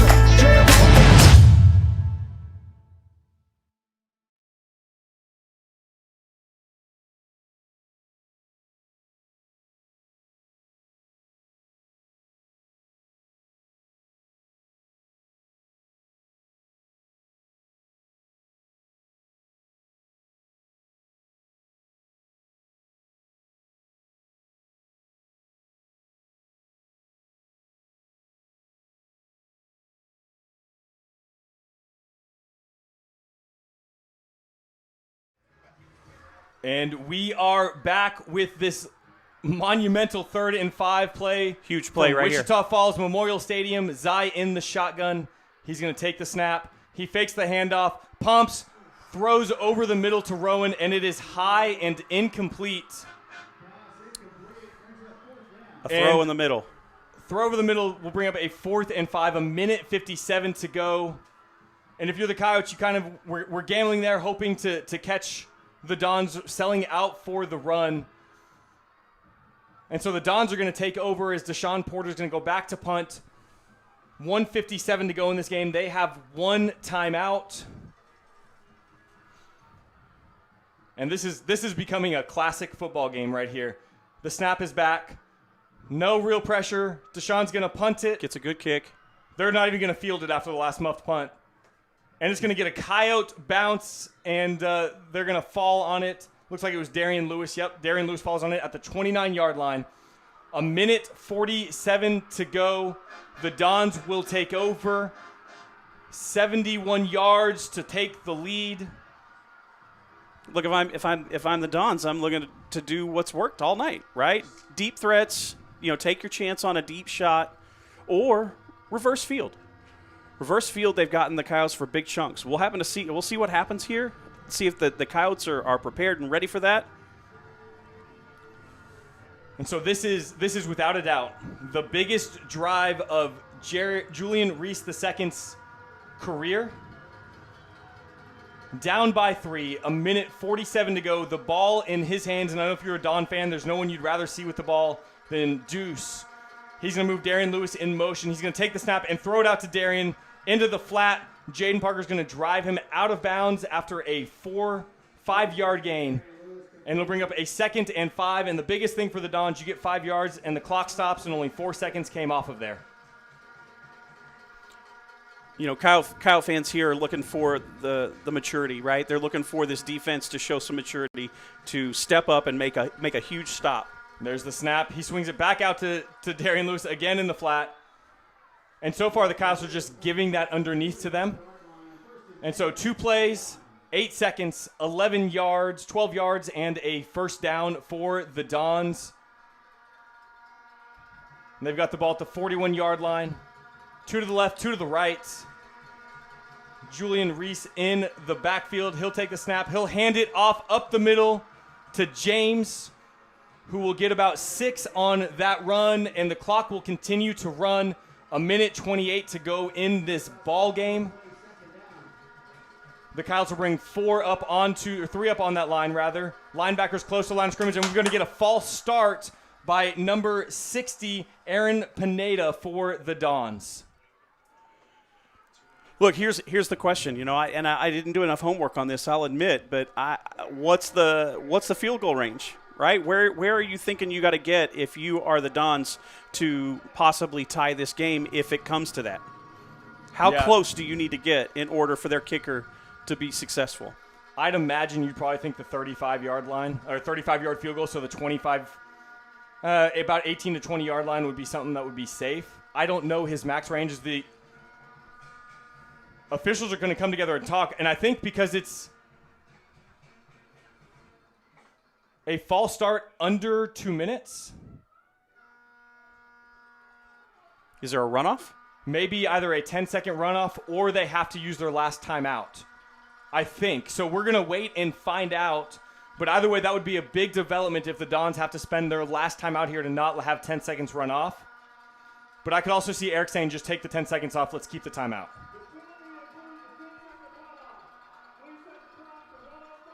So they're going to take the 10-second runoff and elect to keep their timeout, which I think is probably a wise decision. Yeah, they look. They're having these out routes. They're moving the ball 5-6 yards at a time, and saving time as they're being able to get out of bounds. And so 2nd and 9 for the Dons. Deuce takes the snap. He's going to roll to his JoJo right. in pursuit. JoJo on the pressure. Oh, and a tip ball by tips Ace. It. Ho, buddy. Almost intercepted it, knocked it down. We'll bring up a 3rd and 9 with 55 seconds to go in the game. And obviously everything is 4-down territory for the Dons. They will not punt this ball away. They have to go for everything. And that was almost nearly another turnover that the Coyote defense forced. But instead it'll be a 3rd and 9. Reese communicating with his line, the protection coverages schemes, telling James the play in the backfield, motioning him out, trips to the left, 2 to the right. He brings James in motion back to the right side. He's going to swing it out to the right side. Back to the middle of the field is Darian Lewis. 4th down and the ball game to go from the 46-yard line. Time keeps ticking. 4th and 5. They elect not to use the timeout. Claps his hands. Reese takes the snap. He drops back. JoJo coming in off the edge. Caden Banks in pursuit. It's going to fall incomplete. That's it, baby. It's going to fall incomplete. Anna will take over on downs, and that should be the ball game. The Dons with only 1 timeout to spend, and the defense comes up huge. And our Anna sideline is going absolutely crazy. What an absolutely hard-fought game right now. And incredible game. Yeah, the ref's doing a good job getting them to the sideline, Phil. And if you're Anna, it's 2 clean snaps and 2 kneel downs because the Dons have 1 timeout. You got to think Coach Mims will use that. Yeah. You've got to hope for something. Yeah, for sure. So, be clean, play smart. Yep. Kneel this ball, right? I loved the coaches. The coaches all knew the assignment, both sides. Keep this under control, right? Get everybody back. Saw a lot of guys wrangling. This is a hard-fought game. Look, a lot of respect to this Dons program. They are barring very disaster good for the Coyotes here. This looks to go the Coyotes' way tonight. So here's victory formation for the Coyotes. Ace back deep behind Zai. He takes the snap, takes a knee. I'm going to take an opportunity to thank all the Dons fans that jumped onto the Coyote Football Network tonight. Look, we tried to keep it classy. I'm sure we didn't call it the way that you may have wanted it to, but you guys have an incredible program. Nothing but respect for the fight and the absolute grit of this program. What an honor to have played and have you guys play here. Good luck to you next year and all that your program has. And that will be the ball game. We will take a quick break, and then we'll be back with some final thoughts of the game. At Farmers Bank and Trust, we offer banking solutions to help you through any season of life. From no-fee checking to our mobile app for easy on-the-go banking. From instant issue, tap-to-pay debit cards to click switch, used to quickly, securely transition automated payments and direct deposits from one account to another. And much more. For your family, for your business, come home to Farmers Bank and Trust.